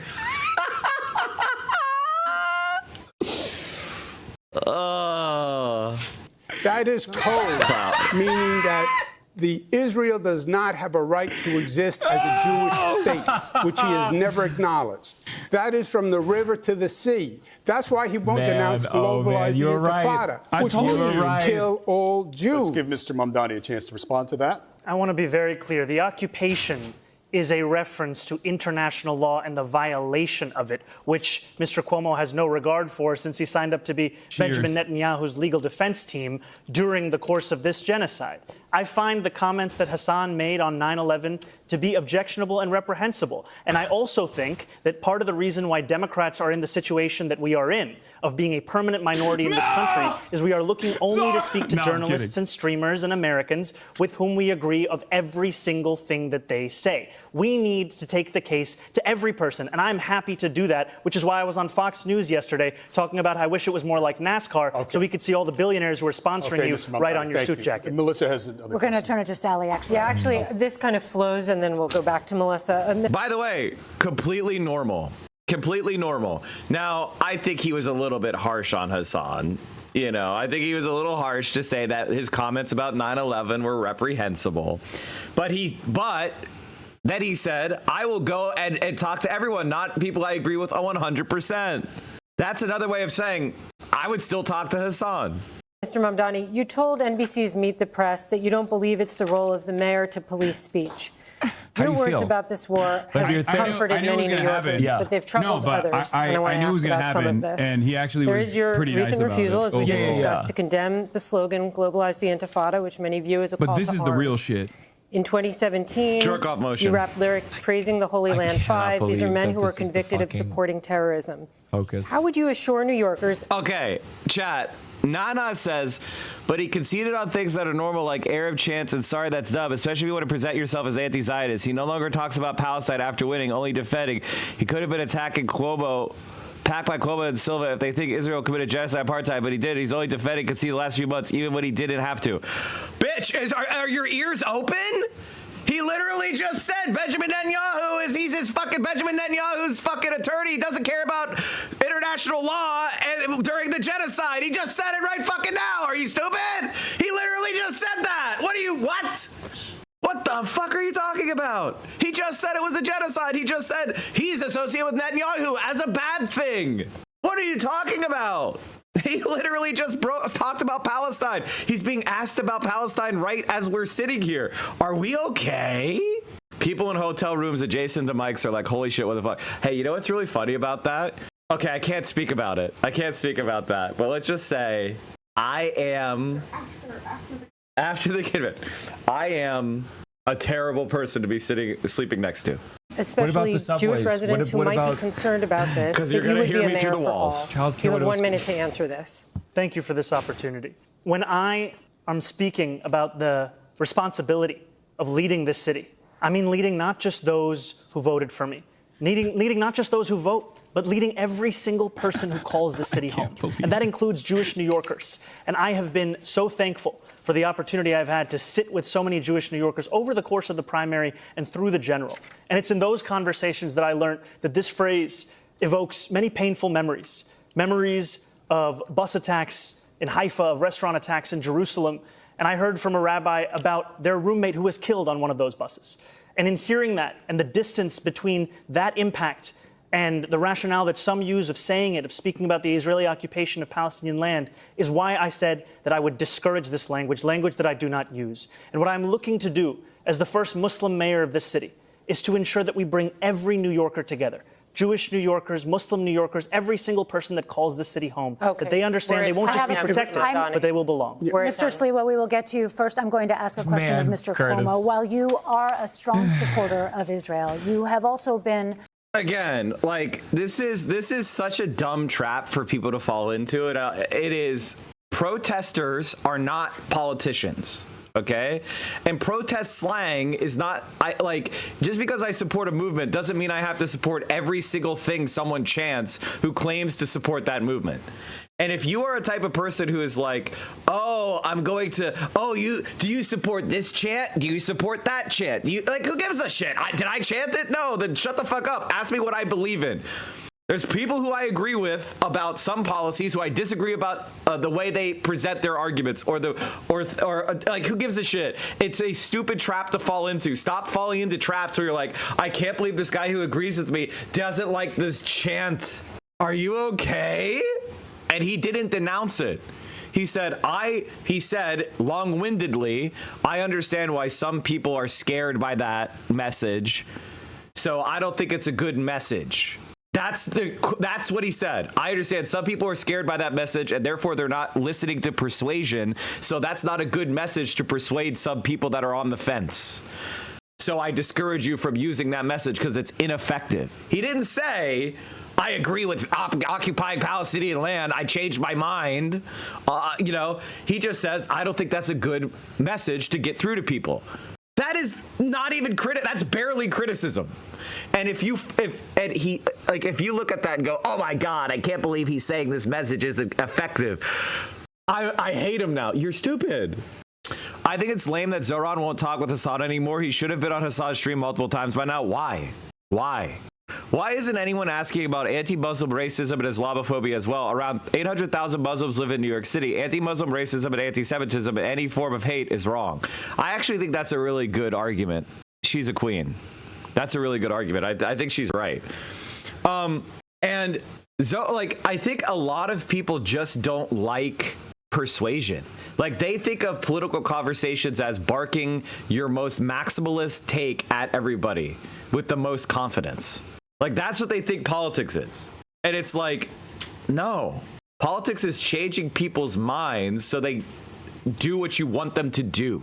It's not cooking your hottest chant, your most aggressive form of the argument and barking it at people like you're the fucking drill instructor. Like it's online brain. It's, you know, you are insulated from the consequences of your actions. So you want to say whatever feels the most self-righteous. It's not about other people. It's really about your own self-gratification. It's masturbatory. Bye-bye. But I wanted to work out. Have fun. Most people on the internet want to dominate other people, so they fantasize about a political figure who will dominate their opponents. I get it. I get it. I get it. But I'm also smart enough to be like, we're building up our side. Build up our side. And Zohran is not going to be the most left-wing person that we have. But his success will help more left-wing people succeed. Because once you clear the space for anti-Zion, like, okay, chat, this is what I'm talking about. This is what you need to understand, okay? There are a lot of people who are anti-Zionist, but they worry that being anti-Zionist will hurt a politician's chances of winning because they want to win. And so even though they agree with somebody like Zohran, they worry that somebody like Zohran can't win because he's too anti-Zionist. When Zohran wins, it gives those people confidence to be more anti-Zionist. It's a ratchet effect to the left.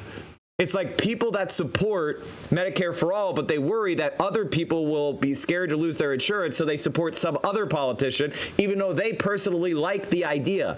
It's about demonstrating to our soft supporters that supporting our position is actually politically viable. Do you understand that? It's convincing our soft supporters that we're actually in the majority. A lot of, like, there are your opinions, and then there are opinions you think can win. And so we're trying to convince more and more people that agree with us that their opinions are the majority opinion. How many times do you hear from people, yeah, I agree with Bernie about X, Y, and Z, but we need to vote for a moderate because they can win? Like, do you understand that? So what we're trying to do is not necessarily persuade everybody. We're persuading the majority that their takes are actually in the majority. And we're giving those people confidence. And so, like, it's a come on. You don't see me. Do you think me and Hassan would ever support somebody that if we honestly believed he would sell out the Palestinian cause? And maybe he might. And then we will stop supporting him. We'll support the next primary candidate. It is what it is. But the reality is that we can see Zohran's victory has changed the conversation about Israel. It really has in the Democratic primary. Do you think Seth Moulton gives back all that AIPAC money if Zohran didn't win that primary? It's like the Green Party here in the UK. Most people you speak to will broadly agree with your positions, but for years they've struggled to get votes because people thought they couldn't win. Exactly. There's a bandwagon effect in politics, chat. When a group of people get to the point where they're plausible to win, all their sympathizers switch over. Like there is a crescendo effect where you build slowly with like the early adopters and the radicals, and then you get to a political viability, and then a lot of your sympathizers will shift. And then so it'll be like boom, boom, boom, boom, boom, boom, bam, and you'll get a huge growth. That's what happened with Zohran. It was like boom, boom, boom, boom, boom, bam. When it became clear, oh, Zohran might be able to win, all the people who really liked him but were like, well, that's why ranked choice voting was super helpful for Zohran, because people could start putting him in as their number 2 or their number 3, and he started climbing, and then it was like, oh no, he's actually he's the main anti-Cuomo guy. Then all the anti-Cuomo people could coalesce around him. It's like, think about politics as a game between matching your values and also stopping your enemies. Slow to develop a relationship with the city's Muslim community. Thank you, Universal Power User, for this one. You a terrorist sympathizer. How do you assure those New Yorkers, especially Muslims and Arabic New Yorkers, that you will be a mayor for all? You'll have 1 minute. Yeah, well, first, I think the Assemblyman created the perception himself. Why wouldn't he condemn Hamas? Why wouldn't he condemn Hassan Piker? Why did it take... Guys, this is literally a Zohran campaign surrogate. This is a Zohran campaign surrogate on Hassan's stream for come on, what are you guys doing? What are you doing? What do you think is happening here? Like, this is literally, like, what the fuck are you guys? Come on. Jesus Christ. us here tonight for the first time for him to say it. He still won't denounce globalize the intifada, which means kill all Jews. Just say, I denounce it. He won't do it. Older Jewish That's Americans the are looking issue. up And right now. his divisiveness is ironic. Why are you saying Hamas and Hassan Can you please answer about your own relationship with the Muslim community? You did not visit mosques for many years. More recently, you have been. Yeah, I don't think in any way the assemblyman is representative of the Muslim community, which is a vital community in New York City, and I am very fond of, and I've been working with. I think he's playing his own politics. Many of his positions don't even follow the Muslim faith, so I see them as two totally separate. He thinks it's a bad. Yeah. You know, it took Andrew Cuomo being beaten by a Muslim candidate in the Democratic primary for him to set foot in a mosque. He had more than 10 years, and he couldn't name a single mosque at the last debate we had that he visited. And what Muslims want in this city is what every community wants and deserves. They want equality, and they want respect. And it took me to get you to even see those Muslims as part of this city. And that, frankly, is something that is shameful and is why so many New Yorkers have lost faith in this politics. Yeah, except, you know, that is totally one more time, I'm going to kill Muslim community for many, many years. Name a single mosque you went to. I'm not saying that. Can you name a single mosque you went to in 10 years? Before I was here. Before you were even in state government, I worked with the Muslim community. Imams presided over State of the States. We worked in religious working groups, tolerance groups, anti-Semitic groups, etc. All right, gentlemen. Mr. Sliwa, Rosarita has a specific question for you, but I'll give you a second. Zohran, this is what disturbs me about you. You will be celebrating your birthday this weekend. In 1991, I was in the streets of Crown Heights with the Guardian Angels for 30 days and 30 nights when the first Democratic Socialist mayor of New York City, that's right, David Dinkins, was a proud member of the Democratic Socialists of America, abandoned the Jews for 3 days. They were left to their own means. And we protected them for 30 days and 30 nights. Then your favorite mayor, Bill de Blasio, in 2019, abandoned the Jews again when they were being attacked in Williamsburg, in Borough Park, and Crown Heights. And I had to bring the Guardian Angels in for 30 days, 30 nights. Jews don't trust that you are going to be there for them when they are victims of anti-Semitic attacks. Brief response, Mr. Mamdani. We have a specific question for you from Rosarita, but Mr. Mamdani, please. I agree, by the way. One of the most meaningful experiences I've had over the course of this campaign has been the conversations I've had with Jewish New Yorkers. Jewish New Yorkers who've told me about the door that they've had to lock that they had kept open for 40 years. Jewish New Yorkers who've told me on the M57 about an apartment the speech therapist was trying to sell when a realtor told her, put the Jewish books off the table. Jewish New Yorkers who've told me about their fear in living in this city, and I will be a mayor who finally addresses that, not through the theatrics of the politics on the stage, but through action. I'll do that by ensuring that we have police officers outside of the Jewish New Yorkers who feel for some reason Zohran being mayor is going to make them unsafe. They're not being. They're racist. There's no Jews who are like on the fence going like, well. Pro-Palestinian protests, and you've suggested that Mr. Mamdani uses languages that is anti. If you notice, the assemblyman still won't say he believes that Israel has the right to exist. Okay, can I just say that I'm going to say something that's controversial, and I'm going to say it because it needs to be said. This is the type of shit that foments anti-Semitism. Like, everybody can see that Muslim faith is being denigrated, that there is this unusual fixation on Israel. This is a mayoral local election. And it makes people feel like the right-wing conspiracy theories about Jews controlling things might have legs, and that's what we're fighting against. We're fighting against those anti-Semitic conspiracy theories. We're fighting against it because we recognize that Israel is not a representative of the Jewish people. It is a settler colonial project. And there are Americans that support that settler colonial project, and I'm against those Americans because of their political views, not their religion, not their race, not their ethnicity, not their family or tribal status. I'm against the position of supporting Israel doing war crimes, genocide, and settling illegally on occupied territory. And so if you stand against anti-Semitism like I do, then you can't tolerate this kind of shit. I'm sorry. Every religion in America is equal. We have freedom of conscience here. is a Jewish state. He is a divisive personality all across the board. NYPD are racist. Barack Obama is evil, liar, and he gave the finger to the Christopher Columbus statue. By the way, your laws with no cash bail turn the haters right back in the street to violate and attack again and again and again. Thank you. You're the reason for that. No cash bail. Thank you. Thank you. Go ahead. There have been a number of absolutely unfounded lies that have been said by Andrew Cuomo. I would just like a moment to address them directly. I've said time and again that I recognize Israel's right to exist. I've said that I will not recognize any state. I said that I will not. As a Jewish state. If I would be allowed to finish, that I would not recognize any state's right to exist with a system of hierarchy on the basis of race or religion. I have made that very clear. And part of that is because I'm an American who believes in the importance of equal rights being enshrined in every single country, whether we're speaking about Israel or whether we're speaking about Saudi Arabia. You can stand here and you can lie all you want, but New Yorkers know. We have the question. We want to address some issues. We have another polarizing issue that we would love to discuss with you candidates. And let's talk about the National Guard here in the city of New York. Now, let's go back to Mr. President Donald Trump. One threat hanging over the city is the deployment of the National Guard troops, like he has done, as you all know, in other cities.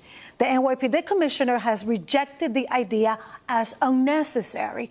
The president ordered troops to hit the streets of New York. How would you respond? Mr. Sliwa, you have a minute. There's no need for the National Guard in New York. Kathy Hochul, the governor, when we had a crime crisis in the subways that I'm well familiar with, being down there all the time, unlike my two adversaries, she sent 750 National Guardsmen down into the subways in 2024. Remember the horrible case of Debrina Kawan. Does anybody even say her name anymore? That woman who was set on fire by that migrant.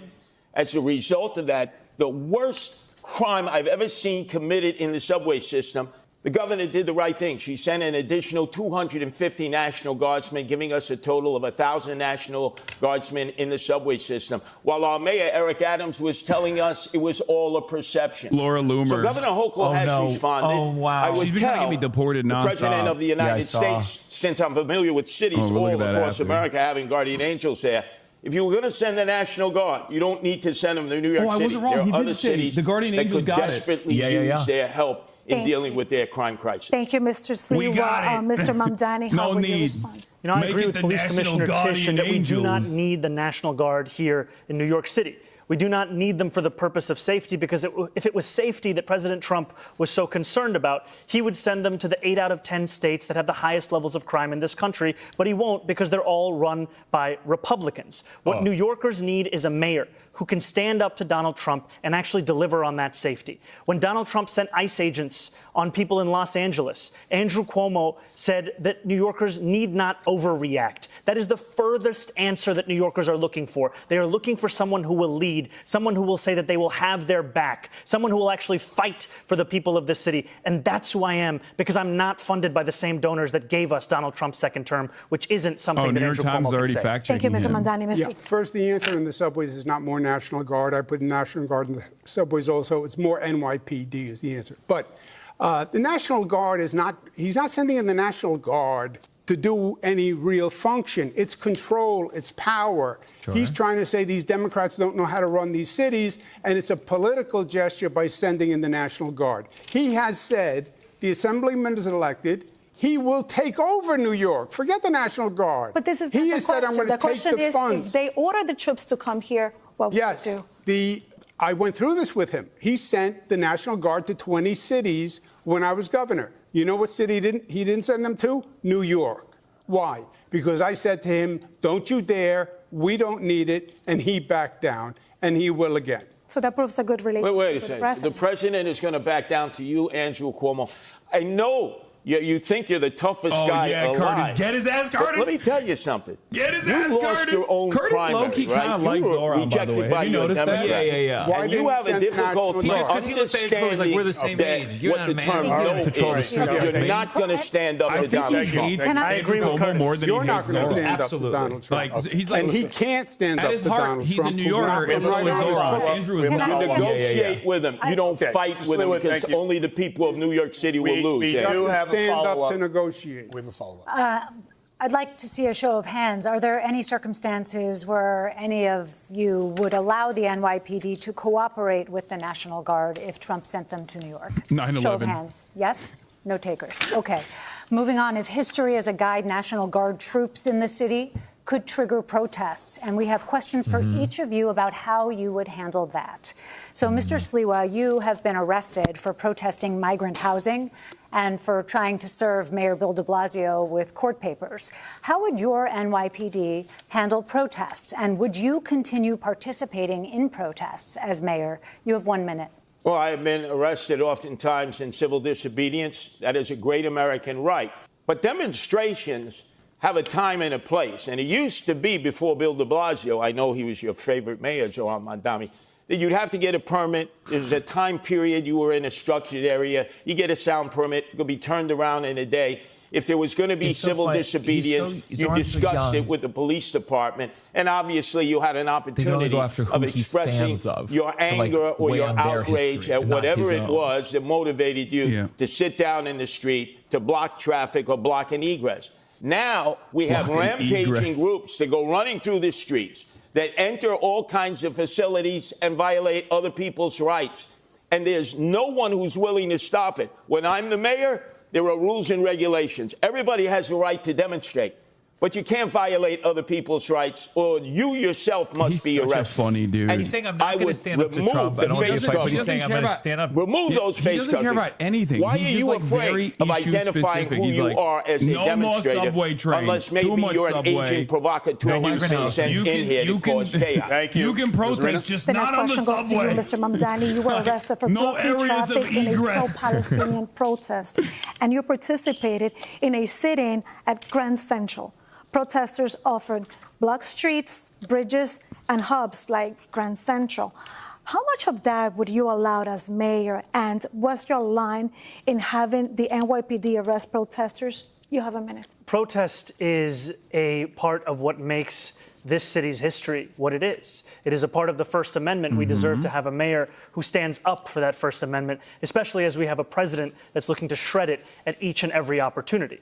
And we will continue to have protests in this city, as we should, no matter who is the mayor. And the line will be on the question of breaking the law. What we have today, however, is an attempt to intimidate so many who are looking to use that freedom of expression to share their opinions about the city and the world around them. And to be frank with you, New Yorkers are looking for is someone who can show leadership in City Hall. Because when they don't see that leadership, that's when so many take to the streets. And if you had a leader like Andrew Cuomo, who was telling people not to overreact when they see ICE agents abducting girls as young as 6 years old to deport them, many New Yorkers will take to the streets. We deserve to have a leader who will actually be following through on the values of the city. That's the leader that I'll be. Mr. Mamdani, just a quick follow-up. If you're elected, would you still participate in protests? No, if I'm elected, I'll be the mayor, and I'll be leading the city from City Hall. But no participation in protests, right? The important thing is to lead from City Hall. That's what I'll be doing. Okay. Yeah.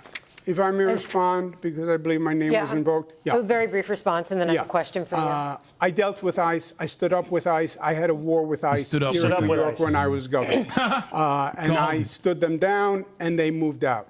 What the Assemblyman is saying is he doesn't believe in law and order. He believes in defunding the police, disarming the police, disbanding the police. That's who he is. Abolish jails. Sorry, I have a question for you. Okay, 15 seconds. Very quickly. Mr. We have to, and then we do just 15 seconds because we have a question for Mr. Cuomo. Mr. Cuomo lies again and again and again. I am not running to defund the police. I am running to actually work with the police to deliver public safety. Andrew Cuomo says that he has stood up to ICE. He has not said a word about the abductions that are happening right now. He's referring to a previous comment you made, and we will get back to this. But Mr. Cuomo, a question for you. It's a comment he made. Is the operative language. Yes, I understand. I said that. As governor, you put the National Guard on standby during the George Floyd protests. You didn't deploy them. As mayor, talk about how you would balance the right to protest with maintaining order in the streets. The right to protest is a sacred right. There is no doubt about that. The law is the law also. And you have New Yorkers now who are afraid in this city. They're afraid of Donald Trump coming. They're afraid of that anarchy. And they're afraid of the anarchy in this city itself. We have to provide public safety that makes New Yorkers feel safe. Demonstration is one thing. Violating the law is something else. Blocking public transit is something else. Stopping students from going to class is something else. Harassment, intimidation, that's a hate crime. That's illegal. Enforce the law. Respect the police. They're not racists, as the assemblyman calls them. They're not a threat to public safety, as he says. At this in general. They're not anti-queer. It's already too contentious for him, but like he's also to protect New Yorkers, work with them, fortify them. Whatever he had. That's ironic that you say that now. I'm sorry, Andrew Cuomo, because when you were governor for 8 years, your parole board released 43 cop killers back into the street. Okay, your father, when he was governor, released none. I knew Mario Cuomo. You're no Mario Cuomo, Andrew Cuomo. You raised the dead. Don't say you're pro-Palestinian. Do you want to respond briefly to the comments that Mr. Cuomo raised about things you've said about police? You can do a brief response to that. I have been clear time and time again that as much as Andrew Cuomo wants to bring up tweets from 2020, which is around the same time that he was sending seniors to their death in nursing homes, I am looking to work with police officers, not to defund the NYPD, looking to ensure that officers can actually do one job like when they're signing American up to join that 9/11 is from 2019. He was specifically referring to comments you made. We will come back to that, but we're out of time. Why are you bringing up all the grandparents I killed? We're moving on. Thank you. Despite record low crime numbers, polls show that crime remains a top concern for New York City voters. The three of you have very different approaches to crime fighting and how to manage the NYPD. We want to get into your plans. So we'll start with this question. It's a two-part question, but it's short. How will you make the city safer? And how will you change the NYPD? You'll have 1 minute. We'll begin with Mr. Cuomo.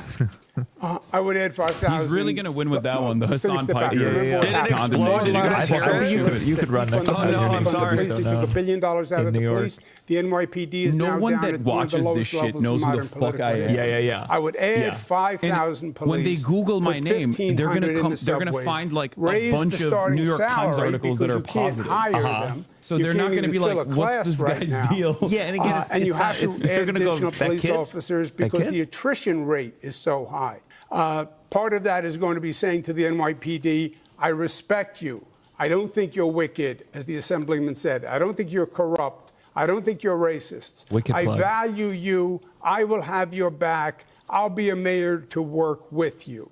That's how you're going to get the police to apply for the jobs. And then we have to work on the relationship between the community and the police. Okay, look at this, chat. Look at this for a second. Look at this for a second. I'm so sorry I blow out your ears because there's no noise gate. But like, there was a full cherry tomato inside the egg. I bit into it and it exploded. You see this shit? And it exploded all over me. Like hidden within the omelet. A complete cherry tomato. A hidden, like a Mossad level hidden bomb. Yeah. What the fuck? That way my shirt is black. The community. They have to Thank police you, Mr. Cuomo. with the You're community. up next, Mr. Sliwa. This is amazing. I'm standing here with my two adversaries, both of whom have threatened to defund the police. You, Andrew Cuomo, during the summer of 2020, said if you don't reform, I came as Zohran and a brain-broken older lady brought you up one time. And you oh my God, that's said kind that of awesome. Zohran Mandami. That's kind of aura. We need 7,000 police. We only have 32,500. I create the problem fear in the hearts of recruiting police, elderly which New neither York of ladies. you are addressing, is that their insurance was stripped from them. The state, you did nothing when you were governor, and here in the city, 2021, the city council and Eric Adams did nothing. They don't have qualified immunity, which you've benefited from, Andrew Cuomo, with the 13 lawsuits filed against you for sexual harassment. Tom DiNapoli says we're paying out $60 million. Why? Because you had your qualified immunity as governor, and yet people have stood by as police have lost their insurance and all civil servants. That's why you can't get recruits in, because they're not insured. I will return their qualified immunity because they need to be protected like other civil servants. This is why centrism cannot win. That's why centrism can't win, because from the left you're attacked and from the right you're attacked. And people do not think they're not going to go to Andrew Cuomo because he represents the status quo. Is there anybody who's like, yes, please status quo me? Yes, please status quo me. This is you. Yes, this is me right now. This is literally me. Same facial expressions and everything. New York City, underqualified insurance, unqualified immunity. It's not insurance at all. You are entitled to free legal counsel, which is what he's referring to. Yes. You have spent. Yes, but it's New York City that has revoked qualified immunity. It's not insurance. It's qualified immunity. It has nothing to do with insurance. Okay. So that protected you in all these lawsuits. And yes, the lawsuits, because there was a report filed. I said it was political. It turned out to be political, and that's why all 13 women were lying. Come on, Andrew. All 13 women were lying. After 5 years, a state trooper too. After 5 years, 5 DAs, 5 years of litigation, I was dropped from the case. That's why I call Mr. Mamdani, how will you once make? In a while. Okay, Yeah. Mr. Mamdani, Yeah. how will you make the city safer, and how will you change the NYPD? This is the concern for so many New Yorkers, and I'm proud to have a comprehensive plan to bring new ideas to this city. If you want more of the same, vote for Andrew Cuomo. If you want an actual approach to lower crime, look at our Department of Community Safety.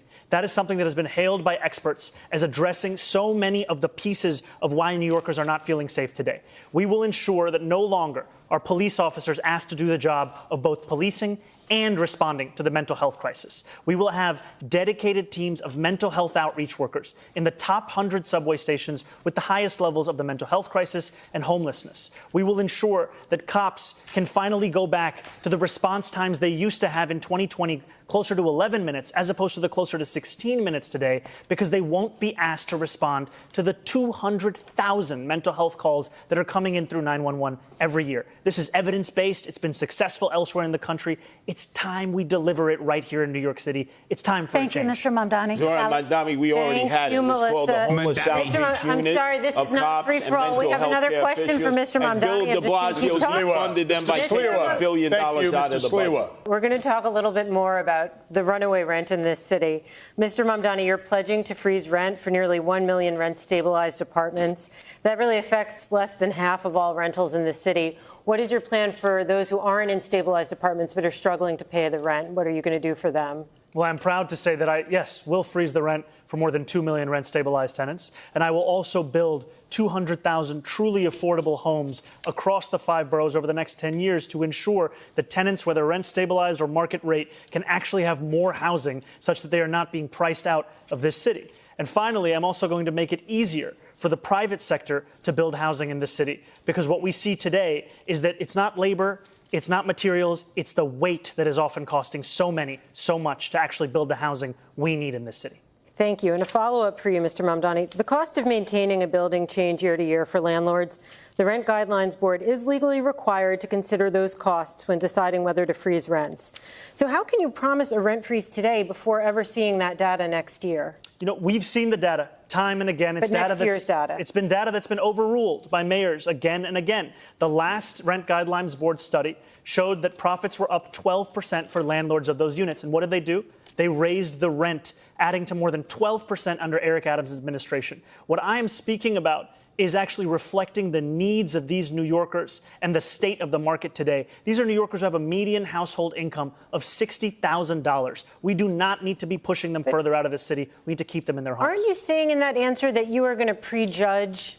You will not have seen the data for next year, and you're making a determination based on data you haven't seen? I've seen the data year after year of the fact that salaries are stagnating, costs are up, New Yorkers can't actually afford their apartments.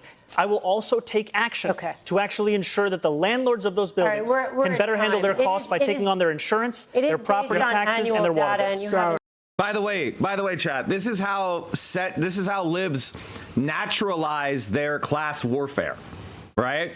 And it's like, just because costs go up for landlords doesn't mean rents automatically need to go up. They're the wealthy class. They have wealth. They have equity. They have profits. Yeah, their costs went up. So what? That would be effectively a transfer from the landlord class to the renters.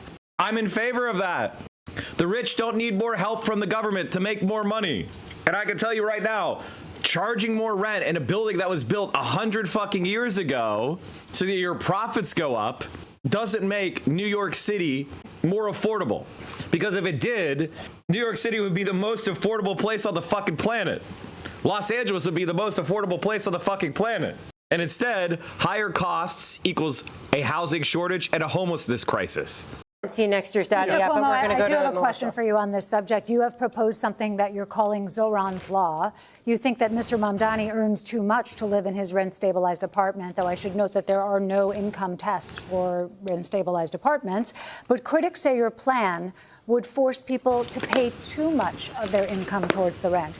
So if you think Mr. Mamdani is gaming the system, what about the other New Yorkers, thousands of them just like him, who earn similar salaries, who are living in similar apartments? Okay, just to follow up on what Sally was saying, because she's right. This is not a new plan that the Assemblyman is talking about. It's Bill de Blasio's plan. It was called Freeze the Rent. Oh, Bill so de Blasio says it's happened before. The mayor can't say legally he's going to freeze the rent. There's a rent guidelines board. There are certain considerations that have to be looked at. You're right, Sally. Oh, so it's doable, today, and it's been done before. Thank you. So it's not communism. Freeze the rent only postpones the rent, because then you have to have an increase to cover the costs. Otherwise, the building is going to go bankrupt. No. And it does nothing for the majority of renters who aren't in these rent-stabilized units. Does nothing for NYCHA. Does nothing for homeowners. Does nothing for people in black-brown communities who are getting priced out. I was the HUD secretary. I built affordable housing all across this nation. I built affordable housing in this city when I was in my 20s. Yeah, he's like, I was HUD secretary when we got rid of public housing, and I said that Section 8 housing vouchers was going to solve the housing crisis in America. And it turns out that my neoliberal reforms made everything worse. So this is the guy who's directly responsible for why you can't afford a home. And he's saying that's why you should trust him with more power. I know how to get it done. How'd you get that job? On the rent-stabilized units. How'd you get that fucking job? Those are the in your 20s without any experience. And we You're out should of time. I'm sorry, keep them for the most rent burden. We have to move on. But I have a question for you. No, sorry, he invoked me for much of that question. Just a very brief response here. Very brief. You know, you've heard it from Andrew Cuomo that the number one crisis in this city, the housing crisis, the answer is to evict my wife and I. He thinks you address this crisis by unleashing my landlord's ability to raise my rent. If you think that the problem in this city is that my rent is too low, vote for him. If you know the problem in this city is that your rent is too high, vote for me. If I understand it, Sons of millionaires need subsidized Zohran's housing. Law would not evict Mr. Mamdani. It would not evict it. It would apply to people applying for. Oh my God! But the tenant advocate. It would affect. It would evict no one. This would be an income limitation. We have to move on. I have a Mr. question Sliwa. for Mrs. Sliwa. This is like a spat in the schoolyard. Let me suggest. Mrs. Sliwa, Rosarina has a specific question for you on this. Yeah, well, I wanted to talk about affordability and obviously address that issue. So you've proposed, Mr. Sliwa, plans that would make a point of talking about the struggle of renters and property owners. Describe your plan to help renters and landlords. Well, first off, we have 6,000 available apartments that the mayor controls in NYCHA, and they've been empty for years. That you address, number one. Then we talk about senior citizens who are living here. My whole goal is to... Which is fucking nothing, by the way. 6,000, who gives a fuck? Improve and not to move. I'm concerned about the seniors, especially those that own homes. If they're 65 and make less than $250,000, no property tax, because the property tax is way too high. We need to cut it in half to keep people who are here. And then in terms of rentals, we have affordable housing that can be built in these huge skyscrapers. You see them all throughout Manhattan and in northern Brooklyn and in Long Island City, which we have 25 Empire State Buildings full of commercial space that will never be occupied for office space. We should be converting them into affordable apartments. They're in dense areas. The infrastructure can support it. I'm the only candidate here who's against the city of yes that would destroy residential. I have to interrupt you because we have a programming moment right now. We're about halfway through the mayoral debate. Okay. Channel 4 and Telemundo 47. So much to talk about here. Holy fuck. Okay, so this is the first half. This is the first half of the debate. Damn. I'm sorry, guys. Zohran fucking cooked. I mean, he cooked. He did a great job. Overall, I think there's like some wishy-washy stuff there. It's just like, I get why people get so fucking annoyed when they're like, they talked way too much about Jewish people. Like, that's crazy. Yeah. But I think, like, I mean, it gets it out where people go, okay, enough. Yeah. And also to like talk about Jewish people, then like go back to affordable housing. And you're like, yeah, that's probably more important. Wait, for New York City. Did they not take a break? What's going on? I thought they were supposed to, right? MetroCard or Never mind. OmniPay. Let's talk about free buses. Mr. Mamdani, this is a centerpiece of your campaign. Can you explain how you will make buses free? You have 30 seconds to answer. Absolutely. We will make buses free by replacing the revenue that the MTA currently gets from buses. This is revenue that's around $700 million or so. That's less money than Andrew Cuomo gave to Elon Musk in $959 million in tax credits when he was the governor. And the reason that we will do so is that making buses free doesn't just provide economic relief, but also public safety. Because what we've seen is that it decreases assaults on bus drivers by 38.9%. New Yorkers deserve more than the slowest buses in the country. I know that because I was on the M57 not too long ago, and its average speed is 4.9 miles an hour. We're at time, though, but the question is how you'll make them free. We will fund the revenue that would have otherwise been brought in from fares, and that's something that we would do in partnership with Albany, and I've put forward two proposals. The first is to raise taxes on the top 1% of New Yorkers by 2%. That would raise $4 billion. The second is to raise the state's top corporate tax rate to match that of New Jersey, which would raise $5 billion. We're going to move along, but I just want to point out to viewers that Governor Hochul has opposed raising the income tax. But, Melissa, we'll move on to your question. Could I address that on the buses? Because half the people don't pay their bus fare to begin with, Zohran. And so it's a complete disaster. If you have free bus fare, and the Citizens Budget Commission said just last year, 2024, $1 billion of fare evasion in all different forms, this MTA system will collapse. If you already have fare evasion and you're getting low compliance, the solution isn't to double down on fares by spending $500 million trying to collect the billion and then ending up getting $250 million and therefore losing another $250 million and throwing a bunch of poor people in fucking jail. The solution is to actually just fund the service by taxing the rich. Like, what the fuck are we doing? A lot of the people that fare evade are actually eligible for free fares or reduced price fares. They just don't know those programs exist. So you're like charging people with crimes for stealing fares that they actually don't need to pay. It's like it's a perfect loop of stupidity, of neoliberal policymaking failure. Collapse. There's not enough money out there to make up for fare evasion. Pay your fare. If you don't pay your fare, they have fare programs for the poor and the indigent. But everybody should be forced to pay their fare. Mr. Cuomo, you had both praise and some criticism from Mr. Mamdani's free bus pilots. You're sort of in the middle on this issue. What's your plan to make subways and buses more affordable? I think free buses is a mistake. It costs about $700 million. Thank you for sponsoring the Piker Broadcasting Service chatters. 3 mega legs. Thank you for the 50 big ones. It's been done before in other cities. It was a disaster. They stopped. They basically became mobile, homeless, gathering places. What I say is free buses for working families who can't afford it and free subways for working families. But don't subsidize rich people on a bus. And how are you going to? It's been tried and it's failed. Has that been his pitch? Mr. Mamdani, can you just respond quickly on the point about the mobile homeless gathering places? You know, this is something that we heard when we were fighting to make buses free in Albany when we delivered the first fare-free bus lines in New York City history. And what we saw is when we made one bus route free in each borough of New York City, there was no increase in homelessness on those buses. There was no increase in fare evasion in the surrounding area. What there was an increase in ridership of up to 38%. Thank you, Mr. Mamdani. Candidates, maybe we can dig deeper on this and get a sense of how all of you would pay for your big ideas. Mr. Mamdani, we'll start with you. We've obviously been talking about free buses. You've talked about free childcare, city-run grocery stores. I gave up because I essentially, you're proposing about $10 billion in this is the community one. And as you've indicated, you want to pay for it with tax increases. But Sally pointed out, Governor Hochul said no to raising income tax on millionaires. So tell New Yorkers tonight how you're going to pay for all of this in 1 minute. Kathy Hochul Look, a lot of people have called even my campaign a non-starter when we saying. first began. And now I stand before you proud to be the Democratic nominee who got the most votes in city primary history.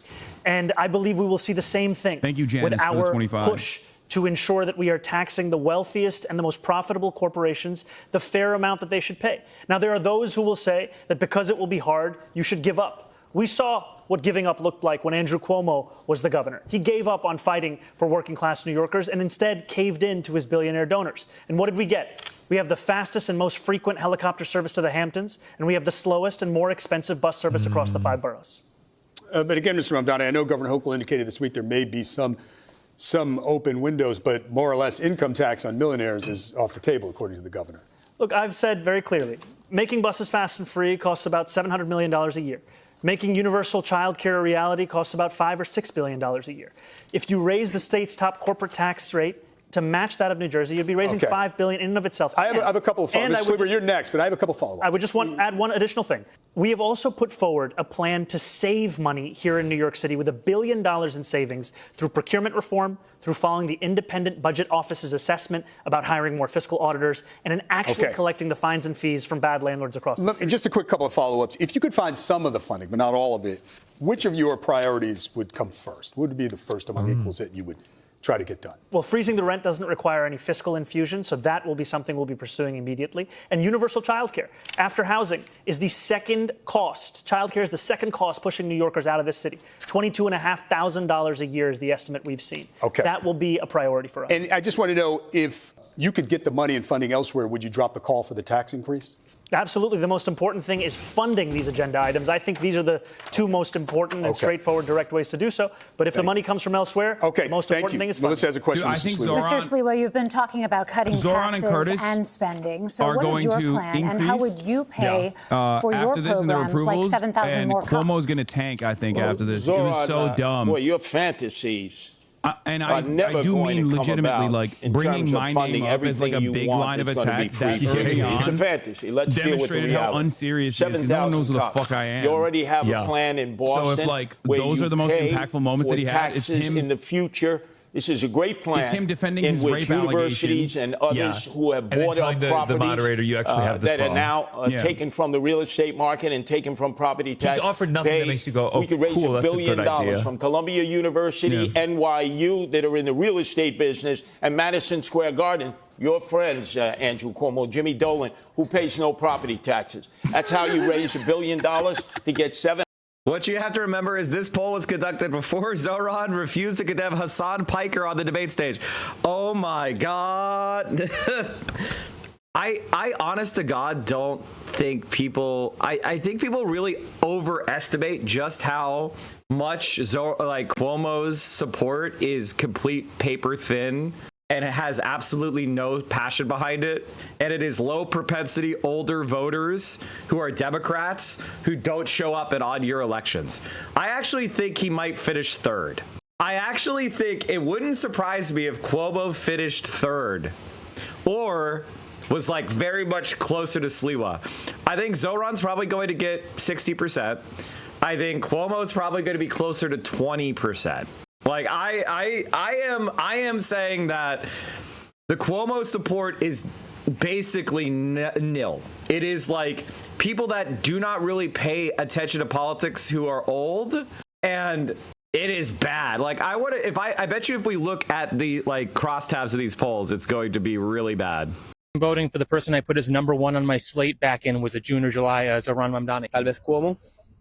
Cuomo. Line in the sand, never, ever. Mamdani. Who else? Definitely not Zohran. Won you over with Zohran. There are very few candidates in this election where I feel like they actually loved New York. Zohran Mamdani, you can see it through the way he looks at the city, the way he speaks about the city. When he did the whole tour, walking all the way through Manhattan, he loves New York City. Versus Cuomo, who, if you remember Cuomo's time as governor, he does not like New York City. Johnson's a bad administrator, Comrade Nimsko. That's why I'm not a big fan. Charismatic and just what the city needs. ¿Y por qué votaría por Cuomo? Parece que tiene una iniciativa sobre todo el tema de educación muy contrastado contra lo que quiere mandar. Y tengo niños y me conviene que la política de educación sea buena. Hay que promover cambios. Creo que si hay que hacer cambios. Keep it down here. Mamdani. I want you to vote for Mamdani. His progressive values. I'm also really not supportive of Cuomo. What's the biggest change you're looking for him to make?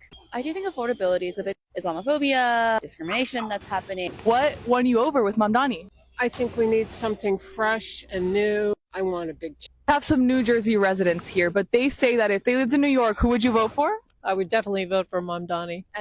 Oh my God. Yo. Do you see my point? Like, the point that I want to make to you, chat, is that the internet trains you to be a prejudicial person. It trades you to be a president, and there is woke prejudice shit that happens too, where people are like, I hate this, I hate that. And it's like, if you really are involved in real politics, I can't tell you how many times I've been surprised by a fucking guy who's a tradesman who looks like fucking a cross between a grizzly hunter and old Saint Nick. And he opens his mouth, and I'm expecting an anti-immigrant tirade, and it turns out the guy's a fucking socialist. You really, really, really, really not need to let your brain not become right-wing by accident. You don't need to become so dark woke that you become right-wing and you start hating all people. If I looked at this couple, I would have said, oh, these guys are Cuomo people. And they're like, nope. We like Mamdani. You don't know shit. Stop closing yourself off to people just because of some sort of this color of their skin, or they're even like what you perceive to be their culture or their traditions or their vibe. Let people surprise you. It's one of the things I fucking hate about Twitch leftists, for example, is there is so much lazy Tumblr-esque pseudo-radical liberalism where it's like, where like it becomes annoying, it becomes like, and it comes from people who are white themselves. It's like, what the fuck? They're like, I hate white men, and it's a white man. It's like, come the fuck on with your pseudo-rad lib bullshit. It's gross. Why does he have your vote? Because he's young, he's got some really great ideas, and I'm really up to here with Andrew. We've been walking all around Central Park for the past 45 minutes to an hour, going up to people, asking who they're going to vote for. A lot of them didn't even want to tell me who they're voting for, but the ones that did, the majority of them said Zohran Mamdani. I only got one Cuomo voter, and I'm going to keep walking around to see how many more say Cuomo. But for now, Zohran has the win here in Central Park. Anything about Mamdani? By the way, look how beautiful New York is. Like, Central Park is a jewel. Like, legitimately, if we could get a social democratic government in America, it's like one of those things where this country could be so amazing. This country could be so fucking amazing, and we've squandered its potential so much, and it's so frustrating because so few people actually get it. And like, now that we have China as the example, maybe we could start to show people what is possible. Like, China, have you seen I've showed it on my stream, but when you see these Chinese cities, the last 20 years, what they've accomplished in 20 years, we could do that too. We could do that too, man. We could do amazing shit. All right, let's keep going. Donnie, that could convince you whatsoever? No, sorry, nothing. Literally. Zionist. Nothing. You're Zionist. very proud Jewish. Yep, caught. Supports the genocide supporter. Good luck with your 8% opinion. Good luck, genocide supporter. And we just do not feel like we are in a safe environment. The majority of Jewish voters supported Zohran in the primary. You're a liar. You are a disgusting genocide supporter. Fuck you. Friends, family, how are they feeling about the election? Mostly aligned. Feel safe as a Jew in New York? I think it's really gross. I think that shit's really gross when people tie their reactionary politics to their religion or their race. That's fucking gross, man. That's really gross. Say you support the genocide. Just say you support Israel's war on the Gazan people. And leave it at that. Don't do this fucking pseudo-radical, oh, I'm a Jewish person and I'm oppressed. Shut the fuck up. Just say what you believe. Stop hiding behind fucking identity to cover up for your disgusting support. Islamophobia. Ugh. 700 police officers trained, vetted, and out into the streets in the 5 boroughs. And then the police will be on the subways and they will be patrolling the old-fashioned way where they're needed, going up and down the moving subway cars where people want to see the visual protection, especially women who are being assaulted, perved. And like we saw this morning on 86th Street, a woman with a gun to her head, an armed robbery because we don't have enough cops. I have a question for you in this topic, and let's talk about history, because as governor, you raised and cut taxes. Now you're proposing some tax relief. What's the price tag for your proposals, and where will you get the money for example, 5,000 new police officers? You have a minute to answer. I think Sally's question was very well taken. The Assemblyman's whole plan is based on a myth. He's going to raise taxes. Albany's going to raise taxes statewide on corporations, but the money's only going to go to New York City. That could never happen. It's not just that the governor wouldn't support it. It's impossible. He said he's going to raise the taxes the same as New Jersey, corporate tax. No, it would be double the tax. You would see New Yorkers on I-95 fleeing to Florida. We would be alone. So you have to be realistic with revenue. You have a $115 billion budget. You have to go through that city budget and find. Did you see it? I started the state. Which is double the budget of the city. It had a $10 billion deficit. I don't know if that's going to happen tomorrow. I closed it and added services. And we can do the same with New York City. New York is already more expensive than these other places. People still choose to live there because it's fucking New York City. It's bullshit. There would be whatever additional spending would be revenue People neutral. go to Florida when they're ready to go to Florida. It's impossible. You got to cut taxes for people to stay here. Thank you. Corporations are not going to stay here. They're being lured. People try to do that with Austin, and they fucking run back to California. You got to cut the property tax, income tax for those who are 19 to 28 who have skill levels if they go to school here. Thank you, Mr. Sliwa. Andrew Cuomo thinks it's all right to spend $60 million to fund his legal defense from accusations of more than a dozen women of sexual harassment. But if I say we should spend the same amount of money on delivering cheaper groceries in this city through a pilot program, that is unfathomable. David, I have a right to respond to that. Yes, quickly. First, I did not bring those lawsuits. That was brought by the Attorney General, which I said was political. Well, those that's what generated the legal fees. Women, and some of them have still been making their way through the courts it's political, this year. and yes, those and harlots are lying. Come on. Not all of them. Yeah. This is a great debate performance. What the Assemblyman doesn't say is all this money that he wants to pass. Curtis was smart to bring up just the one thing he did do is he voted for a pay raise for himself. Yeah. They're the highest paid legislature in the United States. I did ask the state controller's office this week. I did ask the state controller's office this week. The total was above $60 million. But just those sexual harassment cases to defend Governor Cuomo and his staff was about $21 Sorry, it was the sexual harassment and I just want to clarify because you said 60, but on those cases it was $21 million paid for by the taxpayer? How does this not make people go into a homicidal rage? What the fuck are we doing? Thank you. We have to talk about quality of life in the city. Coach Bell, let's turn to everyday life in the city and some issues a mayor can directly impact. We start with a couple of questions about 311. The number New Yorkers call or text for non-emergency help. First off, have you ever called 311? And if so, for what? You could do that if you're putting out I called 311 for issues with my heating in my apartment. And I've spoken to New Yorkers time and time again who are frustrated by the fact that they can track their Uber Eats block by block. But when they call 311 for them to come to their apartment, it's just a question of hoping and praying that they do. There's no actual appointment. That's something that we would change. All right, Mr. Sliwa, have you ever called 311? You know, there used to be that song 911 is a joke by Public Enemy. 311 is a joke. You can call it over and over and over again, and you never get a response. Have you? The analytics are when the operators talk to you, as I talk to them. Have you called? Yes, I've called them many times and gotten no response. Mr. Cuomo, citizens I talk to at subways He's definitely calling them for things they never do get not good responses from 311. Short answer. Mr. Cuomo? I've heard a lot of complaints about 311, so I actually made a call to 311 myself to see if the complaints were That's the only time he's ever made it. And I was dropped twice. Then they were going to send someone to find help a homeless woman in distress, and no one showed up. You're all expressing frustration. Last year, 311 received 38 million contacts from New Yorkers, from calls to the website. Wanted to know if you had a sense across the 5 boroughs what the top 2 categories of complaints were. What do you think they were, Mr. Sliwa? Potholes, constantly potholes.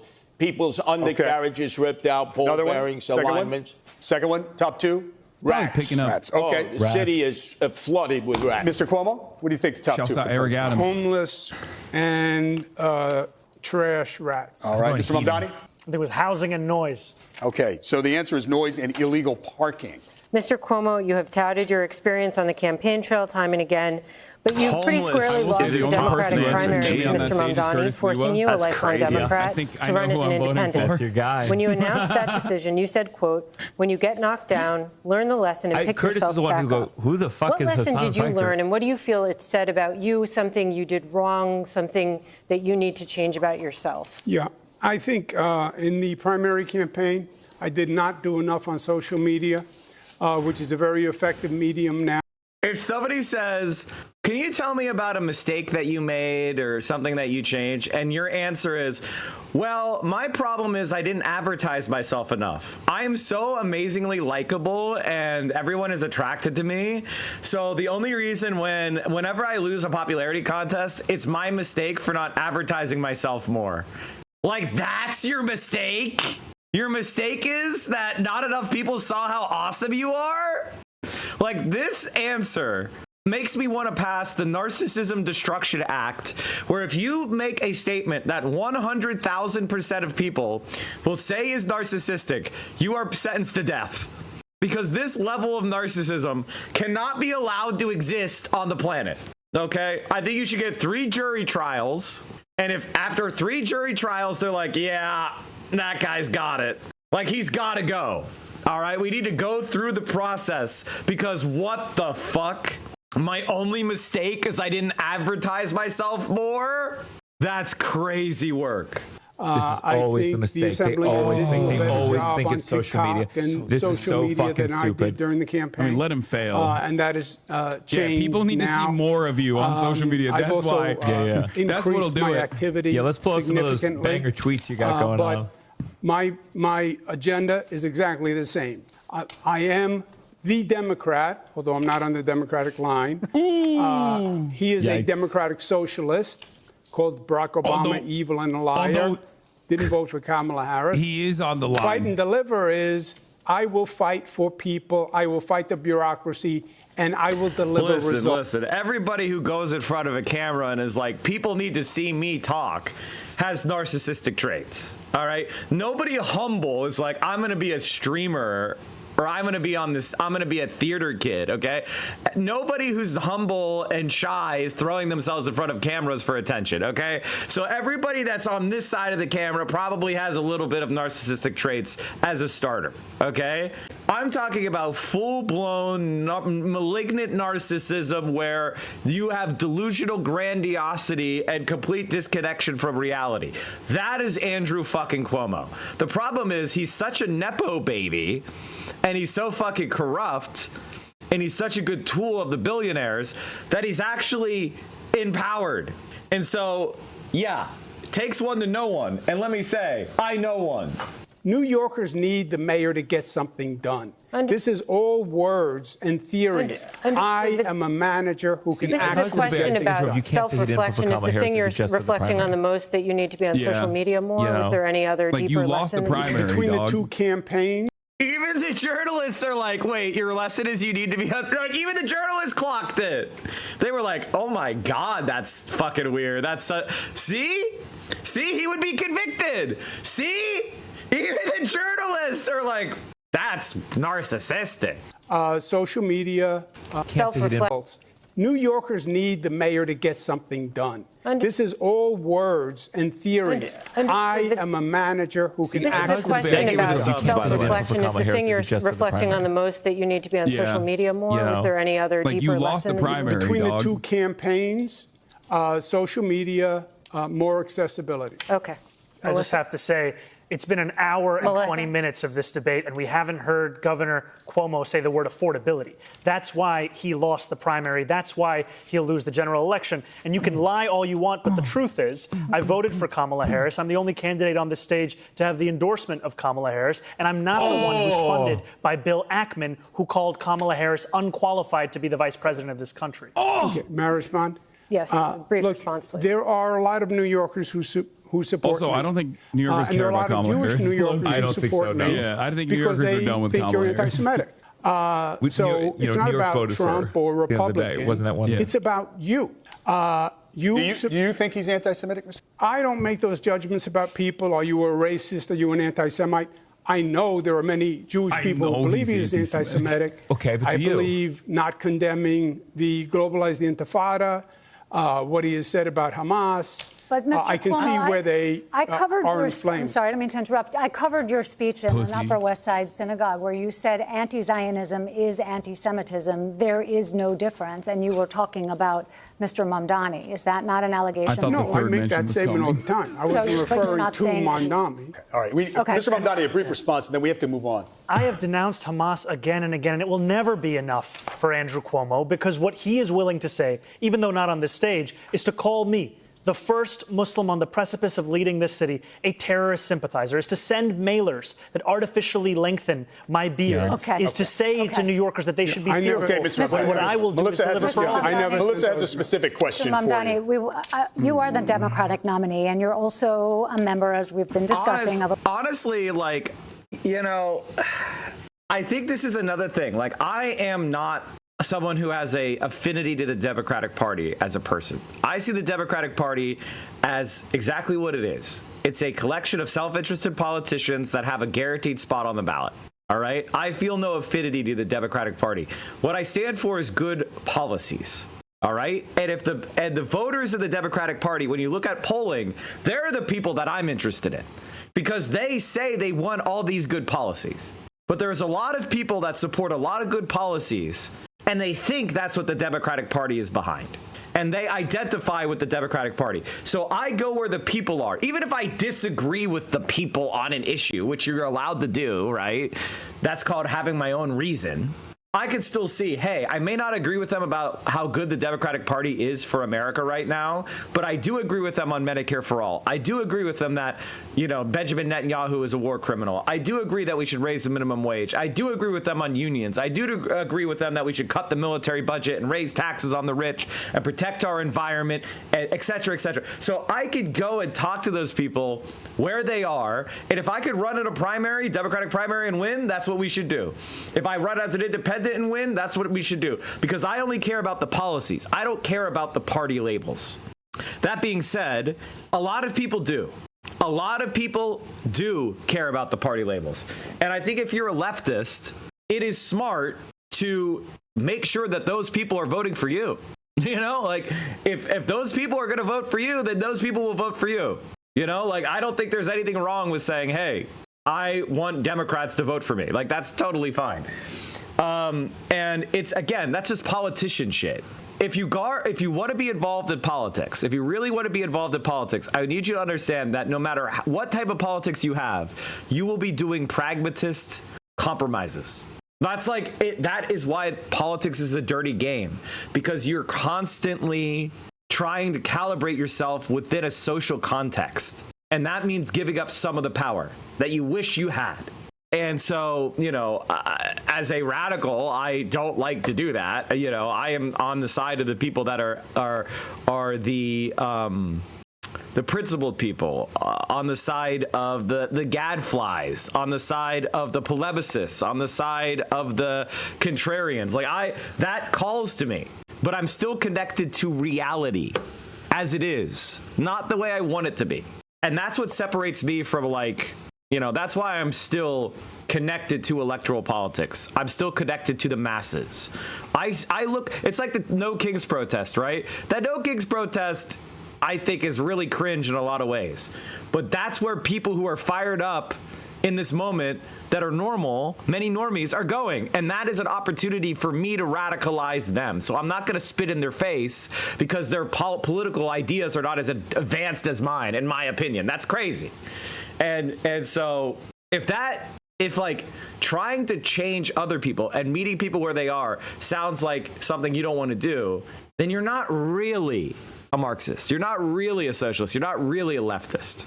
You are misanthropic, nihilistic, and you're fake. Is Mike getting closer to the camera? Yes, because I'm doing my portable setup, so I lean in. A political organization that may be less familiar to New Yorkers, the Democratic Socialists of America, which believes in dismantling capitalism. I know. New York City is the global headquarters of the finance industry. So how would you be the mayor of Wall Street and the DSA? You have 1 minute. I would be the mayor of this entire city, and that means ensuring that the wealth that we generate in this city is also wealth that every single New Yorker can actually feel in their pockets. Because what we have today is a system that has generated the most wealth in the wealthiest country in the history of the world, where 1 in 4 of our neighbors are living in poverty. That's unacceptable. We can't look at 500,000 kids hungry every single night as just the cost of doing business in this city. That's something we have to actually change. And I'm going to do that by fighting for my neighbors in Queens that I've come to know, who are not only the ones who own teapots and toy stores, who own diners and dry cleaners, but also the ones who work there. Because right now, all of them are being pushed out of this city by corporate greed, by private equity, and by a politics that refuses to fight for them. I will finally deliver that. Just a quick follow-up, Mr. Mamdani. A lot of Hispanic that flee socialism and are a little bit scared to hear your policies. What would you tell them? Well, I would first say that I wouldn't be here without the support of Latino New Yorkers, because it was the majority of their support that helped to make me the Democratic nominee. And what democratic socialism means is a belief in the dignity of each and every New Yorker and the responsibility city government has to deliver that Venezuela. dignity. That's why I'm speaking about childcare, because it's pricing out New Yorkers from the city. That's why I'm speaking about freezing the rent, because housing isn't a human right in the way that we practice our politics in this city. And that's why I'm talking about making buses fast and free, because 1 in 5 New Yorkers are being priced out of public transit today. Good call, good Mr. Sliwa. Okay, gentlemen, New York City loves its parades, and the mayor is often front and center. You have all said that you want to be mayor for all New Yorkers. So will you march in all the parades that mayors have traditionally marched in? Will you march on the Israel parade? Or are there any that you would boycott? Mr. Sliwa? Oh, that's literally... I think the mayor has a responsibility, whenever possible, to march in parades, to celebrate whatever that parade is performing it. I've been a Grand Marshal of the Pulaski Day Parade. I was proud to celebrate my Polish heritage. Are there any that you would boycott, though? I just need to move this along. Excuse me? Would you boycott any of the city's parades? No, I would not boycott any parades. Mr. It's the mayor's responsibility to be available to all racial, ethnic, and religious groups. No, I would. What parades would you boycott? Come the fuck on. I guess he's going to the Pride Parade? Silla would go to the Trans Parade? Like, what? Ask him a follow-up question. Urban Republicans are so funny. Like, urban Republicans are so fucking funny, dude. Like, legitimately, it's the funniest group of people. Unless they discriminated. Okay. Mr. Mamdani. There are many parades that I would not be attending because I'd be focusing on the work of leading this city. Which parades? A number of them. I've already missed a number of those parades because I've been trying to speak to as many New Yorkers as possible. Okay. I don't have the list of all the parades I've missed. Wow, that's a lot. The mayor should be going to all parades. Let me ask you this. Are there any parades that don't exist that you think should? As mayor, I will be at the... Mr. Mamdani? I haven't thought much about parades, to be honest with you. Mr. Cuomo? I have not thought... I don't even know what parade doesn't exist, frankly. Could be for anything. Mr. Sliwa? Every parade has the right to exist in New York City. I would ask you, would you protect the Christopher Columbus statues that exist here in the city? Israel, they want them to bring it up. My focus is on affordability. I'm not thinking about statues. Well, you're not answering the question. Yeah. Thank you. You're not answering Who cares what the answer to the fucking question is? The Columbus Day statue. That issue's come up. That's what we call it, disgraziado. Listen, we're in the last couple of minutes, and we thought we'd have some questions. We thought we'd have some questions that maybe give a glimpse into your life, your personality, away from the political podium. What's your go-to breakfast order? I would interrupt that and say, how about we keep talking about what we're going to do for the people instead of giving, like, do you really give a shit about my biography? Does any, like, really? Can we talk about how I'm going to help you have a better life? Like, I'm so tired of these narcissistic politicians talking about themselves. No one gives a shit. Fuck you. I'm sorry, Curtis. I'm sorry, Cuomo. Write a fucking book and publish it and put it in the toilet because no one's reading this shit. We don't fucking care. Jesus Christ, it's so stupid. The bodega. Oh, Andrew Cuomo sucks on this. Oh, eggs and cheese on a roll. No salt, please. Mr. Cuomo? Same thing. No salt also. What? Mr. Mamdani. Egg and cheese on a roll with jalapenos. No. Have you ever purchased anything in a cannabis shop? And if so, what did you buy, Mr. Mamdani? First of all, I have. I have purchased marijuana at a legal cannabis shop. Okay. Mr. Cuomo? Mr. Sliwa? When I was shot 5 times, I've had Crohn's disease. I did use medical marijuana. Yes. Okay. In a dream scenario, hilarious. The Mets are playing Game 7 of the World Series on the same night as the Knicks are playing Game 7 of the NBA Championship, and you can only go to one. Which one will it be? Was it Knicks or? Again, which baseball team? This is the Mets, Game 7, Knicks, Game 7. I'm not going to the Mets game. I'm a Yankee fan. True baseball fans either like one or the other. I'm going to the Knicks game. That's my team, the Knicks. Mr. Cuomo? I'm going to go half and half. I can make it back You and forth. can't do that, you fucking politician, you fucking scumbag. You can't do that. You fucking loser. You pussy-ass bitch. Also, what the fuck are you talking about? You're going to miss the end of the game? What the fuck's the point? What a fucking dweeb you are. The correct answer in that situation is the Mets. The correct answer is the Mets, but I will accept Knicks for partial credit. The Knicks is fine for partial credit. The Yankees is wrong. Silwa managed to find the wrong answer, which is he said he was a Yankee fan. So he could have got partial credit with the Knicks. And I would have been like, all right, I respect the Knicks. I think that's fine. But going and saying, no, I'm a Yankee fan and making it about the Yankees, that's incorrect. Like, you actually answered the question wrong. And Cuomo, you get expelled. Like, they take your test, they put it into a shredder, they take your attendance record, they put it in a shredder. You're out. You're out forever. Fuck the Mets, fuck the Yankees, go Phils. You're hoagie mouth. This is for the New York City mayor. Like, Jesus Christ. Like, I'm telling you what the correct answer is for a politician. I do think that Zohran's going to say Knicks, though. I do think Zohran's going to say Knicks, but we'll see. What New York is a sick of. Just pick a team. What's your answer? I'd be there for the Knicks. Okay. Well, there's a lot of ground covered. We'll leave it on that light note. Thank you, candidates, for a spirited debate. We thank you as well. Horrible we hope you got a lot out of it. How is that New York City viewers, New York City the reason why the Knicks is partial credit is because you're being a pussy. You're not picking the Mets versus the Yankees, right? So that's why it's partial credit. If you want to know why it's partial credit, it's partial credit because you're ducking the question of Mets versus Yankees. Whereas but the Yankees are that is the Republican team. The Yankees are the team of Republicans. Okay, the Yankees are the team of sociopaths and fucking bandwagoners. Okay, the Mets are that's the working class team. Okay, of New York.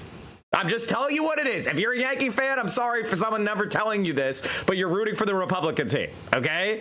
And it's like rooting for the Cubs over the White Sox. The Cubs are the Republican team. I'm sorry if you didn't know that, but it's the case. It's the reality, okay? It is the yuppie upper class white team. That's the Cubs. Sorry. That's just a reality. And I love doing shit like this. Bronx is not rich. Donald Trump is a Yankee fan. I rest my case. Mike, the original question was Mets versus Knicks. That's exactly my point. If you pick Knicks, that's partial credit. That's the smart politician answer. The smart politician answer is Knicks because you're dodging the Mets versus Yankees. The correct answer is the Mets. The working class answer is the Mets. But I accept Knicks as a fine answer. Knicks is a good answer, too. That's also a working class answer. It's just less brave. That's why. I want politicians that are more brave. That's why saying Mets is more brave, because it's more confrontational. Whereas Knicks is like the smarter answer, and it's fine because, it is what it is. The wrong answer is, well, I'm a Yankee fan. Or both, or whatever the fuck they said. The New York City Campaign Finance Board, we thank heartily, and we urge you to check out their website, nycvotes.org. From all of us here, we certainly thank you for watching, and remember, go vote. People cannot accept that you're 100% correct on this. As a New Yorker who has hated the Yankees since I was a kid, this is 100% correct analysis. Yes, welcome to Mike from PA, where Mike is right. And if you find yourself disagreeing with me, just wait. Just wait. Now, I get things wrong, but chatters are not more right than me, okay? I grew up a Yankee fan in a Republican family. The Mets are the working family team. I know, of course. Of course they are. Jerry Seinfeld is a Yankee fan. We know. There's no question here, okay? There's no question whatsoever. Rudy Giuliani is a Yankee fan. There's no question about it. The Yankees are the richest team in fucking baseball. There's no debate. Wait, Seinfeld claims to be a Mets fan now? Wait, he is? I'm shocked. I guess it's because they put the Yankees in Seinfeld that I thought he was a Yankee fan, but maybe they were mocking the Yankees in kind of a subversive way with Is Larry David a Yankee fan? The Mets now have a higher payroll than the Yankees. Oh my God. My world is overturned. Admittedly, I haven't watched baseball in like 5 years. I will say this. Spike Lee is a Yankee fan. Oh my God. Of course he is. Jerry has Yankee box seats. What the fuck? See what I mean? They have the highest payroll in baseball and missed the playoffs. I really don't like the way baseball has gone.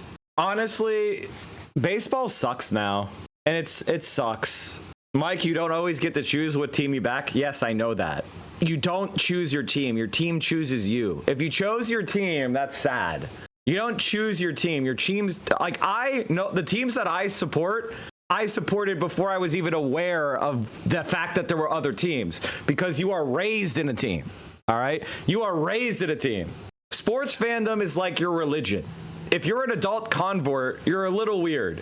Okay, like that's just the way it goes. Like if you're like, oh, I decided I wanted to be a Yankee fan. That's like, huh? No. You are raised in your team. Do you think Will Neff picked the Jets? You think Will Neff sat down and said, I want to be a Jets fan? No, he was burdened by that curse. And like a man with fucking principles, he stuck with it. The fact that Will is a Jets fan is one of the best things about him. Legitimately, that's how you know he is a real one, because he is a Jets fan. And I want you to know something, chat. When the Jets finally win the Super Bowl in 2060, when the Jets finally win the Super Bowl, it'll be one of the happiest days of Will Neff's life. Okay? It'll make all those decades of frustration worth it. And one moment of glee. And then he could die happy. The funniest things of all time is that Aaron Rodgers is going to the Steelers. Like, did the Steelers lose on Monday? I didn't look. Or did they lose yesterday? I think they played a Thursday night game. Did they lose? Oh, okay. Oh, they did. Oh no, they lost to the Bengals? Oh no. Oh no, I was gonna rub it in. I was gonna be like, haha, Aaron Rodgers is doing well, but they lost the Bengals. The one thing about being a Steeler fan is there's only one other team in their division. So the Steelers have an advantage because they're only really playing against one other team in their division. And there's two like just like cardboard cutouts they punch. And so sometimes they like trip and fall and, hurt themselves while punching the cardboard. So that gives the Steelers a big advantage. I think, all right, some thoughts on what we just watched. I think Zohran got it. I think Curtis was shocking in his ability to share thoughts that wasn't being covered. To be fair, he's done this a lot. Yeah. And by that, I mean, this is his, 11th Tomlin mayoral is a run? dog shit coach. It should have been fired 6 years ago. That is the most Yinzer take I've ever seen. That is the most Yinzer ass fucking take. In fact, I actually think that's a sus take. I think that's actually like, whenever I'm meeting a Yinzer and I'm like, are they kind of low-key racist? Their opinion on Mike Tomlin is like the first tester question. What is a Yinzer? That means a person from Pittsburgh, because they use the word yins, which is it's Pittsburgh dialect. It's like a better version of y'all. It's like you guys, basically. Oh, okay. There's a lot of other slang, but that's the most famous dialectical word they use. So if somebody's from Western Pennsylvania, they're probably a Yinzer because they speak Pittsburgh English. Pennsylvania has a lot of dialects. Yins guys going to the game? I prefer y'all. Ugh. Y'all. It sounds like a donkey call. Get the fuck out of here. We need more Z's in English. Z is an underused letter, so I love the fact that we're bringing it in. We need more Z usage. Y'all. That's y'all sucks. Get that shit out of here. You're gonna lose the South with that take. I know. Everyone knows I'm a South hater. My Minnesotan family says use. Yeah. So anyway, a Yinzer take that is like low-key sus is saying they don't like Mike Tomlin. Now listen, Mike Tomlin probably has one of the best records of all time of any coach. Like legitimately, he doesn't have enough Super Bowls, but that's because he came in at the tail end of Roethlisberger's career, and Pittsburgh hasn't found a quarterback since, but they've consistently been in playoff teams without a number one quarterback. So that's a pretty like the quarterback is the most important position on the team. Not to talk about sports ball too much and lose the chat. He's the third highest winning percentage of all coaches in NFL history. He lost to the Browns. He hasn't won a playoff game this decade. That's my point. They haven't had a quarterback. Elite football is about the quarterback position.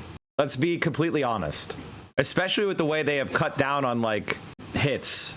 It's all aired out, you know, because you can't take people's heads off anymore. So the league has become so much more focused on passing, which is why I don't like it anymore. I miss when people used to get killed. My most right-wing take is bring back CTE.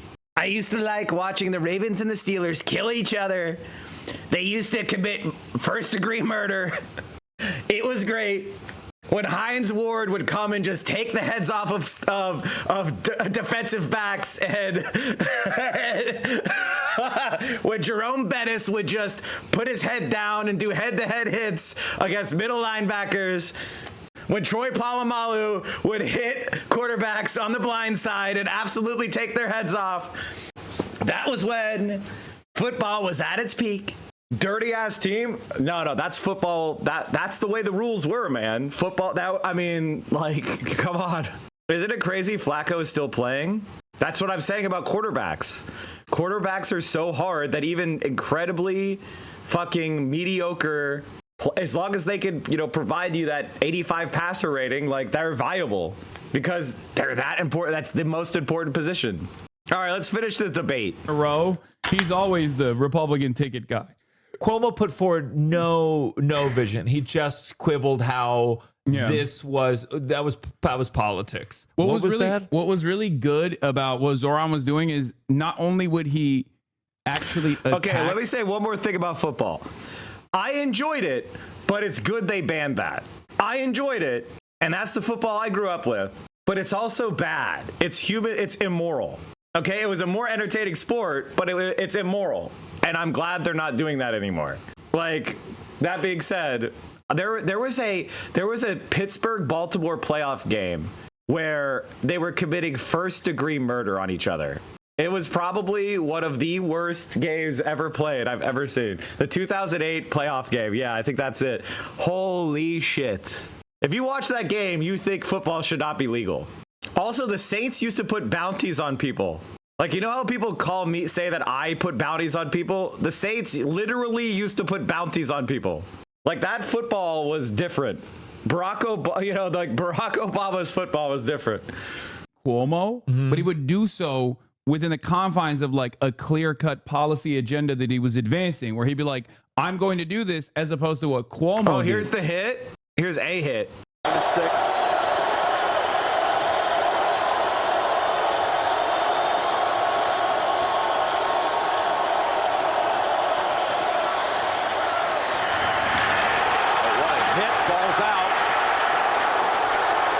By Timmons, Ryan Clark is still down. So too. So when you almost kill someone, they do something called the fencing response. When Charlie Kirk was shot in the neck, he did the same thing. Let me slow it down for you so you can see what I'm talking about. This isn't even the only hit. There was another one during this game where somebody was also like carted off. So you see how his hands are like this? That's called the fencing response. It means your brain don't work no more. Roethlisberger from the pocket, middle of the field, incomplete. Personal foul. A flag does come in. Went to the head. Lewis Harris is going to be flagged for this on the hit on Antonio Brown, and it's going to put the Steelers in field goal range. Perfect was in there too. 7. Personal foul, defense number 55, 15-yard penalty, automatic first down. Perfect in the end.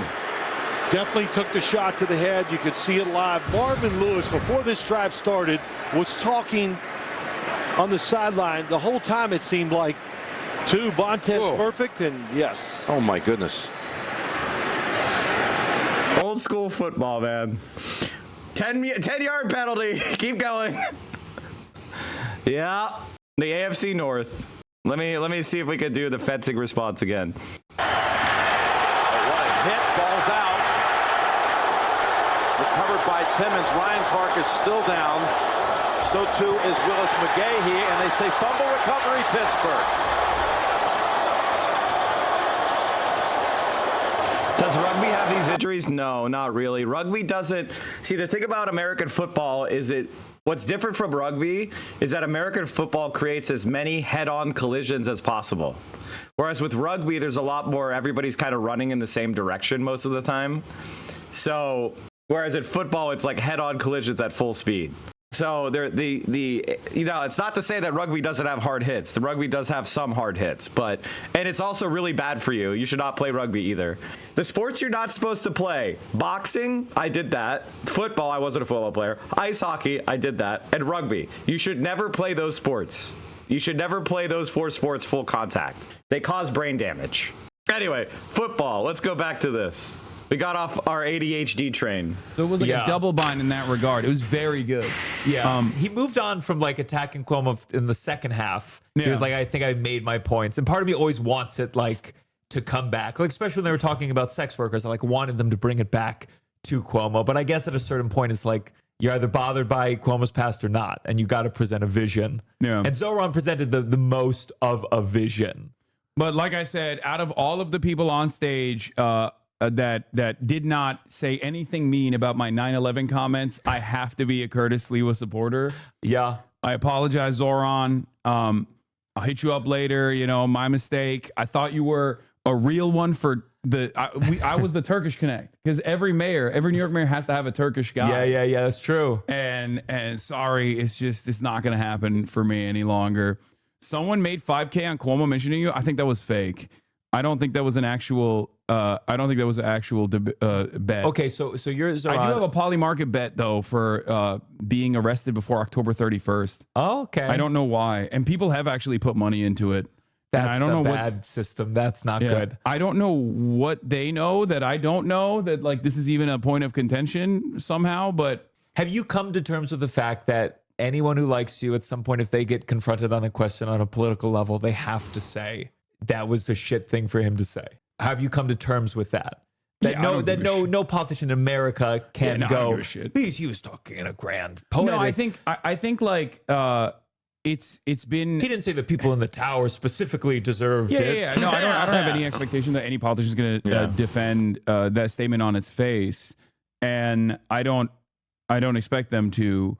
But I think it's like this is not even like a Jeremiah Wright style situation for Obama or like a Sister Soldier situation, because like instead of getting first of all, it's me. I'm so irrelevant in the grand scheme of things that like it makes irrelevant. But what you're doing, you're not running a church. You're not a politician. And per your point, it was like old 2020 bringing up tweets. It was very like an old school thing. Yeah, it's like a statement from 2019 about like blowback that I misworded, but I don't expect any politician to like endorse that statement. And it's the second beat. People would have to truly, the people who would care, who would be bothered and not misunderstand and in bad faith take your comment, don't know who you are. They're older. They'd have to look you up. They're not going to. Yeah. So it's just nothing. It's nothing. Yeah. I think it's a plus. No, it's a nothing. It's a nothing burger. It's a nothing statement. And I'm going to be the last person banned on Twitch because of an old clip. Like, I'm literally going to be the last person banned on Twitch for an old clip. Thank you, Tumblr leftists, for making me the official last person to get banned for an old out-of-context clip on LSF. Now you have Asmongold saying that we should mass kill protesters, no ban. But you got me! You got me because I misspoke when criticizing Benjamin Netanyahu's speech to the UN 12 months ago now. Congratulations, guys. You fucking did it. I think it's like the reason I think Cuomo's team is doing that because they're extremely online. Like there are people in his corner that are like obviously extremely online, because like Paul Bless said it best, where he said, why is Cuomo doing this? Who's telling him to talk about Hassan Piker 3 weeks before an election in which he's down 20 points? To me, the main factor in why Mamdani is beating his ass is that he convincingly talks about loving the city and wanting to improve it. It's transparent to anyone who isn't ideologically blinded that Cuomo sees it as a stepping stone to something else he hasn't figured out yet. And it's so obvious because like the only thing that does is just like elevate my profile in the eyes of people who had not heard about me from a deeply negative politician, like a politician with like really, really bad. That's what I love about, that's why I love Asmongold and Destiny so much. That's why I love them, guys, because all they do is they elevate us more. Because if you hate Asmongold, I'm fighting Asmongold. If you hate Destiny and centrism, I'm fighting those people. So the more they attack us, the more they elevate us. And it's fucking awesome. The more H3 attacks me, the more it fucking elevates me. If you hate H3, you can come to Mike. You know the better Mike does, the more it's gonna piss off Ethan Klein. It's fucking awesome. Thank you so much for choosing me as a target.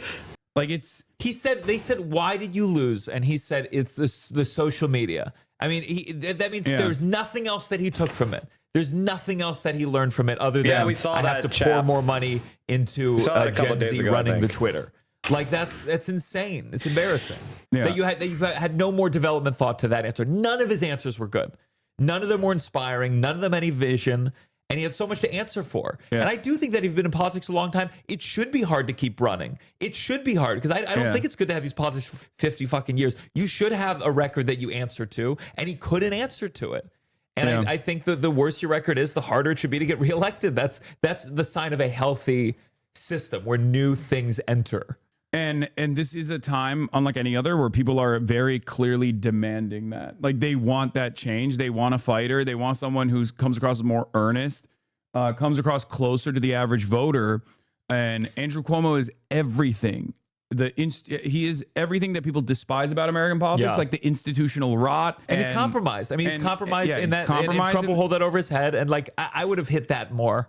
That's true. And I would have even hit like the fact that he said that he would be Benjamin Netanyahu's lawyer, like on the Israel stuff. Cause like talk about horrible political instincts, like being immoral and having the worst political instincts.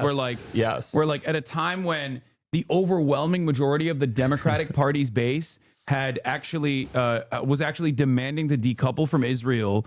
And Andrew Cuomo was like, this is my opportunity to be Benjamin Netanyahu's fucking lawyer. So I think he did bring that up, Netanyahu's lawyer line, but he'd only bring it up so much because it's just like you got to move on from this. The parts that parade question was insane, I know, dude. The parts that I really appreciated, for the record, the parts that I really appreciated in the beginning was when he was talking about like the context of the occupation. I thought that was like unheard of from any American politician. Yeah. The fact that he said like, we're not looking at the context of like how October 7 happened, like something along those lines. That is not only a truthful reflection of events, but it's also unheard of. I've never heard someone I've never heard someone say that in any setting whatsoever, like calling it an apartheid. Like because it's true. It's crazy that it's like so difficult to. I want to say, like, to my fellow Jewish New Yorkers, just this thing of like demanding the prioritization of the mayoral candidates' views on Israel and demanding that be frontline and center. It's almost become like a joke, the fact that it's so much. And if you're saying like, hey, we'll talk about schools, we'll talk about subways, we'll talk about childcare after we talk about this issue that's important to me, it's not going to engender a love of the Jewish people. Yeah. You know what's really interesting about this? Because I looked at the polling numbers like recently, right? I looked at the polling numbers recently, and it said Jewish New Yorkers still was like 60% sympathize with Israel strongly or somewhat, as opposed to Palestinians, and then it's like 30% strongly sympathize with the Palestinians, right? Something like that. Yeah. And yet Zohran won in the Democratic primary the majority Jewish vote. And what's interesting to me about that is like that, for me, that is the proof that's the proof of concept for two reasons. One, regardless of how American Jews feel about Israel, it's not their highest priority. That's number one. And number two is American Jews, New York Jews, they clearly looked at everything that Zohran was representing and they were like, I want fast and free buses. Yeah. Yeah, I don't really like what he's saying about Israel. I love Israel, but like, I want fast and free buses more than... The more time you spend on the subway, the less you think about Israel. Yeah. I promise you that. So I think that's really important because it's a testament to the argument that I present all the time whenever fucking Democrats come to me and ask me like what to do about this sort of stuff, or the media whenever they're like trying to conduct an autopsy on what went wrong. I'm like, be issue first. Yeah. Be very specific, be issue first, and be definable by the policies that you are advocating for. Yeah. And Zohran did that. He did that while holding a strong line. Like, instead, I think a lot of politicians, even who are critical of Israel, they try to like they get wrapped up in the conversation. They try to do some kind of balancing. Zohran came up with a very clear line of how he states this. Yeah, he doesn't believe in the right where there's inequality. And then he goes back every single time, almost obnoxiously so. But it reminds people at home, going like, yeah, that's what I care about. Yeah. Why would you fucking care about what the potential mayor for New York tells Hamas to do? Yeah, that's fucking nuts. Yeah, it's incredibly dumb to like constantly bludgeon over the head. Not only that, though, but it reminds us about their Israel position, and we hate their Israel position. So all they've successfully done is remind us how much we hate Cuomo's fucking Israel position. It's great. Every time you're asking Zohran, he keeps saying, I'm against the genocide, which is where 90% or 70% of people are in this country. You keep reminding people how much he aligns with them on an issue that they don't understand, why politicians are against it. It makes him look more authentic every single time. Of a dude running for New York mayor to be like, oh, do you think Hamas should disarm? Do you think this? Do you think that? It's like, dude, these are utterly irrelevant in the grand scheme of things. You could be a mayor who condemns Hamas, and it doesn't mean Jews in New York are going to be any safer because you've created a fucked up a system with. I mean, it's just they're separate things, and he's held his ground. I like, and they trained him. I mean, honestly, he got Colbert trained him a little, and then he got to this, and he had his answers ready. Yeah, I mean, it was and Cuomo presented nothing else. And I do think that, like I said before, he is very good at liberalizing otherwise flank talking points and left flank positions. Zohran is. He doesn't even like play into do you think Israel has a right to exist as a Jewish state? Where he goes, Israel has a right to exist as a state. They unveiled more platinum Reddit posts. Are they bad? Like, what did he say? Even more based? He downplayed concerns of sexual assault in the military? Really? Let me see that. Oh no, all his bad posts. We're gonna have to read them. For equal parties with equal representation for all people that live there. Because you can't disagree with that. You can't go, no. Liberals can't turn around and be like, how dare you say that? No, it has to be a Jewish ethno state. Then you come across like a fucking asshole. Yeah. So I think he does a very good job of like repackaging that shit. He asked why black people don't I tip. do think that okay, we need to see this. Why is this all behind after this? Like this fucking You feeling really confident? paywalls. I am more worried about fucking Curtis Lewa. Why is this behind 8 paywalls? I just get so scared to get confident about fucking anything, but I do feel good. Yeah, no, it was a great showing for Zohran. I think he did a very good job of like showcasing his positions. He did a very good job of showcasing his positions. He did a very good job of what he's about, what he's advocating for. All the other stuff, I think, all the other attacks that he was going to endure, his associations with a dangerous criminal, Hassan Hamasabi Piker, or his statements about Israel and whatnot, I think he handled very well overall. But like you asked initially, no, my expectation is much worse, because like I thought there was a chance he could just like fuck me. Like I thought he was gonna be like, oh, yeah, I condemn Hassan Piker. Yeah, I learned about it. I cut off all connection to this person. Yeah, like just fucking. I unsubbed from the stream. Straight up I lied on camera. This is a preview of more and more millennial candidates. It's going to be a debate about tweets. It's going to be a debate about tweets from a certain era. It's also stupid because like when Andrew Cuomo brings that up, like even if other candidates bring that up in a similar vein, because like I work with a lot of candidates, and I promote a lot of candidates. Like I have a community full of people ready to go for door knocking and stuff like that. And they were all over the Zohran campaign as well. Yeah. And that negative association stuff is never going to work for someone like myself because I'm a polarizing figure for sure. Sure. But like people know what my political positions are, no matter how hard like someone tries to bastardize them. And you either, if you know who I am, you either fucking despise me, which, you know, there's a smaller group of people who despise me than love me, but they're very loud. Or you're gonna be like, yeah, he's a progressive guy. I like what he's about. I like that he's a fighter. And that's all this is. So the broad majority of the public has no fucking clue who I am. Yeah. You know? So it's very dumb to try and hammer on that point, because like I'm not like, if Zohran had retaliated and been like, you just went on the Impulsive podcast, like if we're talking about podcasts, like you went on the podcast that got did he really? Yeah. Oh my God. And you know, shout out to, look, I love Mike. Mike is my good friend. I'm not I don't really know Logan at all, but like if Zohran brought up like the Suicide Forest. But like, yeah, he's a much more notable figure is what I'm saying. Like Logan Paul is known by way more people than someone like myself, right? Yeah. So for him to try to bring that shit up is so stupid. You know? But it just fails. I mean, it's what Democrats did with Trump, and it failed so spectacularly. It's just trying to focus on the associations and not presenting a vision. It's too easy. It feels good in the moment, and you think you got the momentum because the people who really hate it, the people who really hate you or really hate Zohran, they're going to be really loud, and you're going to get this reinforcement of like, this is working. But it's just a small select of people who are riding on their hatred of someone. Yeah, look, you have to present a vision. Like he just went on the fucking Impulsive podcast. You know what I mean? Like, and that's the thing. Zohran didn't go after because he had so much. He didn't have to go after because there's assault allegations. Yeah. So and he has such little on Zohran. He has to go over some. That's the point. It's the same thing with Hassad. It's like, and me, we don't have like things to really point to. So it's like, oh, we're gonna use the old six-year-old clips. We're gonna use a clip from out of context from a year ago, because we don't have real scandals. So you're gonna have to try to like go, look how he broke the TOS. Meanwhile, our ops are fucking criminals. They're breaking the law. Like Tectone, he's breaking the law. Destiny, he's breaking the fucking law. Someone he worked with a couple times and is friendly and likes.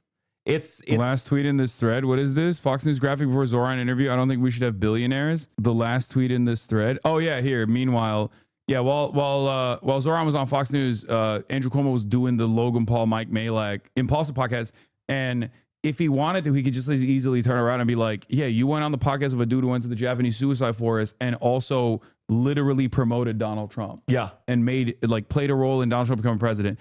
Again, like I said, I love Mike. Mike is the homie. He's the man. I don't know Mike, so I don't give a fuck. He's a great dude. I love him. Personally, I think he's a good dude. Having said that, if we're playing politics and like smear associations, like Andrew Cuomo has so many more attackable lines. Yeah. And you guys, I mean, this generation, there's so much media on them that, everyone has a one thing. Everyone has a one thing you can cling. It's just not, it's going to prove less and less effective as time goes on. Well, ladies and gentlemen, I'd say that Zohran won that debate pretty handily, and he also really avoided denouncing Hassan. He said that he denounces the statement, but that he wants to talk to people that he disagrees with on some things. Like, he didn't even really denounce Hassan. Are you going to confront Gavin Newsom? Gavin Newsom is never going to fucking talk to me. Are you guys okay? Gavin Newsom isn't gonna talk to me. What the fuck are you saying? LOL, China stays winning. IMF raises its China growth forecast despite U.S. trade war. Meanwhile, okay, hold on. Balance sheet. Shares there gaining this morning. You can see up 2.5%. Huntington also reporting better than expected guidance. Comerica and Fifth Third, which are merging, of course, also moving higher on their respective results as well. Now, these reports, of course, come as investors are really on edge about just the broader financial sector. Yesterday's sell-off was reminiscent of the spring of 2023, which saw several failures. The decline in the KRE, more than 6%, underperformed the IWM by 700 basis points on a two-day basis. That's the worst gap going back a decade, according to Barclays. Fears were sparked by Zions, which disclosed issues with a borrower that caused the bank to set aside more in provisions. Zions lost $1 billion in market cap yesterday after reporting a $50 million loss related to that alleged contractual default that it intends to fight in court. Western Alliance and Bank of California appear to be embroiled in a similar situation, although neither of them expect additional losses. Western Alliance says collateral will cover it. Bank of California has really minimal and pretty senior exposure to that, but it's definitely an area to watch as investors seem to need little excuse to press sell on regional banks, alternative asset managers, and more in this current environment, guys. Did you see Azalea Banks spent 1 week in Israel and already hates it? Palestinians have more Semitic DNA than Ashkenazi Jews, so that means even Palestinians are more Jewish than Ashkenazis. Honestly, the Jews are getting fucking boring, and this is why you have no friends. Like, what are y'all even talking about? You're fucking white Europeans, grow the fuck up. I have 2 eyes I can see. I want to leave now. See, now I understand why people support Palestine. Azalea Banks went from Zionist to anti-Semite after 1 week visiting Israel. That's actually deranged. That's actually deranged. This is deranged. She is such an evil piece of shit, by the way. Holy fuck. Into this as the clear front runner in nearly every poll that we have seen since his upset Democratic primary win back in June. And quite frankly, he left this debate as the clear front runner. Mamdani did not have really any major mistakes that he made. Andrew Cuomo tried to trip him up on a few key issues that have been really kind of difficult for Mamdani during this campaign, like Israel and public safety. And Mamdani, for the most part, was able to parry a lot of those attacks, and he got through on his message about affordability and the cost of living, something that has been really kind of dominating this campaign throughout. It's one of the top tier issues for nearly every single voter in New York City, and it's something that Mamdani is likely going to be carrying into this general election. I saw the stonks were up. He had a pretty good night going forward. Andrew Cuomo did not land that knockout punch, however. So affordability, safety, the major topics, and you said that the candidates, how well did they do addressing them? Well, you know, when Andrew Cuomo had his strongest moment of the evening, that was likely when he was attacking Mamdani over his criticism of Israel, especially the war in Gaza, the way that Mamdani has declined to fully condemn Hamas, the way that Mamdani appeared with streamer Hassan Piker, who has said that America deserved the 9/11 attacks. That was ultimately the strongest moment for Andrew Cuomo in this debate. It's the part of the debate where he seemed the most confident, but a lot of the forum was really dominated by the discussions that Mamdani has excelled in during this campaign, which has been, focusing on that affordability issue. Even at the end, when Cuomo tried to debate Mamdani on the Christopher Columbus statue, Mamdani wasn't going to bite on that. He said, I'm focused on affordability, laser focused on that cost of living concern, the debate over the statue and these kind of like local culture wars. He's not going to engage on something like that. There's been a lot of message discipline that we've seen from the Mamdani campaign really throughout the summer and heading into the fall, and that served him pretty well so far. Well, last night was very important for Andrew Cuomo, who trails Mamdani. How do you think the former governor did in convincing voters that he is the better alternative? What Andrew Cuomo needs to do here is convince moderate Democratic voters who are uneasy with a hard left candidate like Mamdani. He's a Democratic socialist. He also doesn't have really any experience. Hard left. By the way, chat, this is what neutral news sounds like, chat. This is neutral news. In managing a government. Andrew Cuomo does. He was governor for a decade. He was attorney general, housing secretary for President Bill Clinton, and he has a track record of managing big, complex bureaucracies that you really kind of want in a mayor. So he tried to hit him also on the experience factor. Of course, on the other side of that is the fact that Andrew Cuomo resigned 4 years ago in scandal. He's denied any wrongdoing, but he's been accused of mishandling the COVID pandemic and, of course, was accused of sexual harassment, which he's denied. So the experience argument can really only take Andrew Cuomo so far. Again, he did not land that knockout punch that's really going to make up that double-digit polling deficit that he has against Mamdani at this point. And finally, Republican Curtis Sliwa, the middleman in the debate. We all know his biggest issue is safety.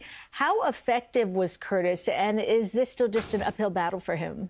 Well, if you were watching X or any social media during the debate, Curtis Sliwa was clearly the favorite candidate of social media. He is a longtime anti-crime activist, kind of a fixture in New York, something of an eccentric character. He really went into this debate, though, trying to appear mayoral. He wanted to seem like a steady hand at the wheel, not the usual eccentric Curtis Sliwa that we often see in New York City over the last several decades. He didn't even have the red beret, which he usually wears as the Guardian Angels founder. But ultimately, you know, Curtis Sliwa did have some interesting and fun moments. Look, he's got an uphill climb. He's a Republican running in a very Democratic city that tends to elect Democrats, with some exceptions. So it's going to be interesting to see if Curtis Sliwa can somehow retain enough Republican votes that Andrew Cuomo, quite frankly, is going to be competing for if he wants to stitch together a winning coalition. Nick Reisman, Politico reporter, thank you so much for joining us. Appreciate it. Thanks for having me. I mean, Jesus Christ, this is the analysis that the mainstream media gives you. Is anybody surprised that everyone hates the mainstream media now? Is anybody surprised that the mainstream media is fucking trash? Is anybody surprised that no one likes it? Because it has the most pathetically biased recounting of events. You know, Barack Obama had been senator for like 9 months when he announced his presidential campaign, right? Like, who are we kidding with this executive experience bullshit? He had been a state senator, pretty much on the level of Zohran. He got elected in 2004, November 2004, or excuse me, November of 2006. And then he swore in and he's launching his fucking presidential campaign. Like, what are we talking about here with executive experience? This is fucking nonsense. It's complete and utter fucking nonsense. And no one believes it, and it's a meaningless point. Now, what kind of content are you The collapse of, that's what they kind of nonstop. being a political content creator? What's your reaction to this political moment that we're in, and how do you try to your audience step towards a brighter future? The most inspirational thing, being surrounded by people the same value, recognize it all right, and it feels like a lot of people like kind of sleepwalking. What's the path you see for you? Think you'll always stay in the digital space and on social media, or would you ever try a show on? No, I'll be on. For me, I have unlimited editorial as long as I stay with it. Whereas, like, if I am part of a legacy, there are a lot of limits. And right now, we're in an unprecedented, from my studio, of a larger audience, 35 demographic. Don't really see any reason to make that transition. There is a move in the direction, and it does feel to me like there's more outreach to digital nowadays. Like, you got Midas Touch's Adam Mockler, a current guest for the Young Turks. You have... Thank you, everybody, for hanging out with me today. I have a convention to go to. I'm sending you over to Dennis. I think Dennis is going to be live this weekend while everybody else is at TwitchCon. I'm going to send you over to Dennis. AKA Denims. All right, everybody, stay safe out there. Solidarity forever, my friends. I'll be back on Monday, regular stream, I think, probably. So I will see you all then. Stay safe out there. Don't forget, we have all of my other channels. I'll be publishing YouTube videos and everything during this weekend. Make sure you go watch all my Kaya coverage as well. Here's all my links. And we also have movie night tonight on the Discord. Here's the Discord link. It's at 9 p.m. Eastern, 6 p.m. Pacific. So if you have nothing to do tonight and you're sick or you're chilling, come hang out. And I'll see you all on Monday. Stay safe out there, chat. And if you're in San Diego and you see me, come say hi. All right, everybody. Peace out. I'll see you soon.